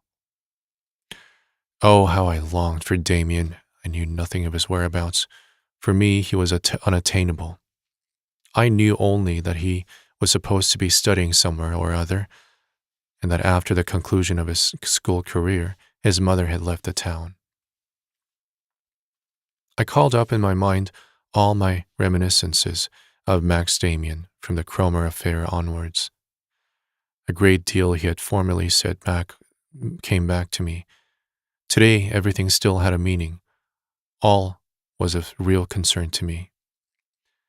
And what he had said at our last, but not very agreeable meeting, about the libertine and the saint suddenly crossed my mind. Was it not just so with me? Had I not lived in filth and drunkenness, my senses blunted by dissipation until a new life impulse, the direct contrary of the old, awoke in me, namely the desire for purity, the longing to be saintly? As so I went on from reminiscence to reminiscence. Night had long since fallen, and outside it was raining. In recollection as well, I heard it rain. It was the hour under the chestnut trees when he first questioned me concerning Frank Cromer, so guessing my first secrets. One after another, these souvenirs came to mind, conversations on the way to school, the confirmation class, and then I recollected my very first meeting with Max Demian. What had we been talking about? I cannot for a moment recollect, but I took my time. I thought deeply. At last, I remembered. We were standing in front of our house, after he had imparted to me his opinions about Cain. Then he spoke to me about the old, almost obliterated crest which stood over the door, and the keystone which widened as it got higher. He said it interested him, and that one ought not to let such things escape one's notice. That night I dreamt of Demian and of the crest. It changed perpetually. Now Demian held it in his hands. Now it was small and gray, now very large and multicolored. But he explained to me that it was always one and the same. But at last he forced me to eat the crest. As I swallowed it, I felt with terror that the bird on the crest was alive inside me. My stomach was swollen and the bird was beginning to consume me. With the fear of death upon me, I commenced to struggle. Then I woke up.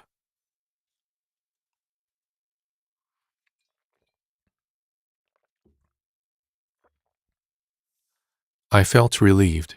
It was the middle of the night, and I heard the rain blowing into the room. I got up to close the window, and in doing so, trod on a bright object which lay on the floor. In the morning, I found it was my painting. It was lying there in the wet and had rolled itself up. In order to dry it, I stretched it out between two sheets of blotting paper and placed it under a heavy book. When I looked at it, the next day it was dry, but it had changed. The red mouth had paled and had become smaller. Now it was exactly Damian's mouth. I now began to paint a new picture, namely that of the bird on the crest. I could not recollect any more what it really looked like. Neither could I form a clear image of the whole, as even if one stood directly in front of our door, the crest was scarcely recognizable. It was so old and had several times been painted over. The bird stood on or sat on something, perhaps on a flower, or on a basket or nest, or on a treetop. I did not bother about that, and began with the part I could picture clearly. In answer to a confused prompting, I began straight away with strong colors. On my paper, the head of the bird was golden yellow. I continued my work at intervals when I was in the mood for it, and after a few days, the thing was completed.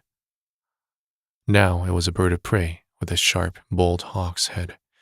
The lower half of the body was fixed in a dark, terrestrial globe, out of which it was working to escape as if out of a giant egg. The background was sky blue. The longer I gazed at the sheet, the more it seemed to me that this was a colored crest which I had visualized in my dream. It would not have been possible for me to have written a letter to Demian, even if I had known where to send it. But I decided, acting under a suggestion which came to me in a dreamy sort of way, as under all my promptings of that period, to send him the picture with the hawk, whether it would reach him or not. I wrote nothing thereon, not even my name. I carefully cut the border, bought a large paper cover, and wrote on it my friend's former address. Then I sent it off. The approach of an examination caused me to work harder than usual in school. The masters had again received me into grace, which since I had suddenly changed my vile conduct. I was not, even now, by any means a good pupil, but neither I nor anyone else seemed to remember that, half a year before, my expulsion from the school had been imminent. My father now wrote to me as formerly, adopting his old cheerful tone, without reproaches or threats. Yet I had no impulse to explain to him or to anyone how the change was brought about. It was merely chance that this change coincided with the wishes of my parents and the masters. It did not bring me into closer contact with the others, but isolated me still more. I myself was ignorant of the tendency of the change in me. It might be leading me to Demian, to a distant fate. It had begun with Beatrice, but for some time past, I had been living in quite an unreal world with my paintings and my thoughts of Demian, so that she quite disappeared from my mind as she did from my view. I should not have been able to say a word to anyone of my dreams, of my expectations, of the inner change realized in me, not even if I had wished to do so. But I had not the faintest desire ever to broach the subject.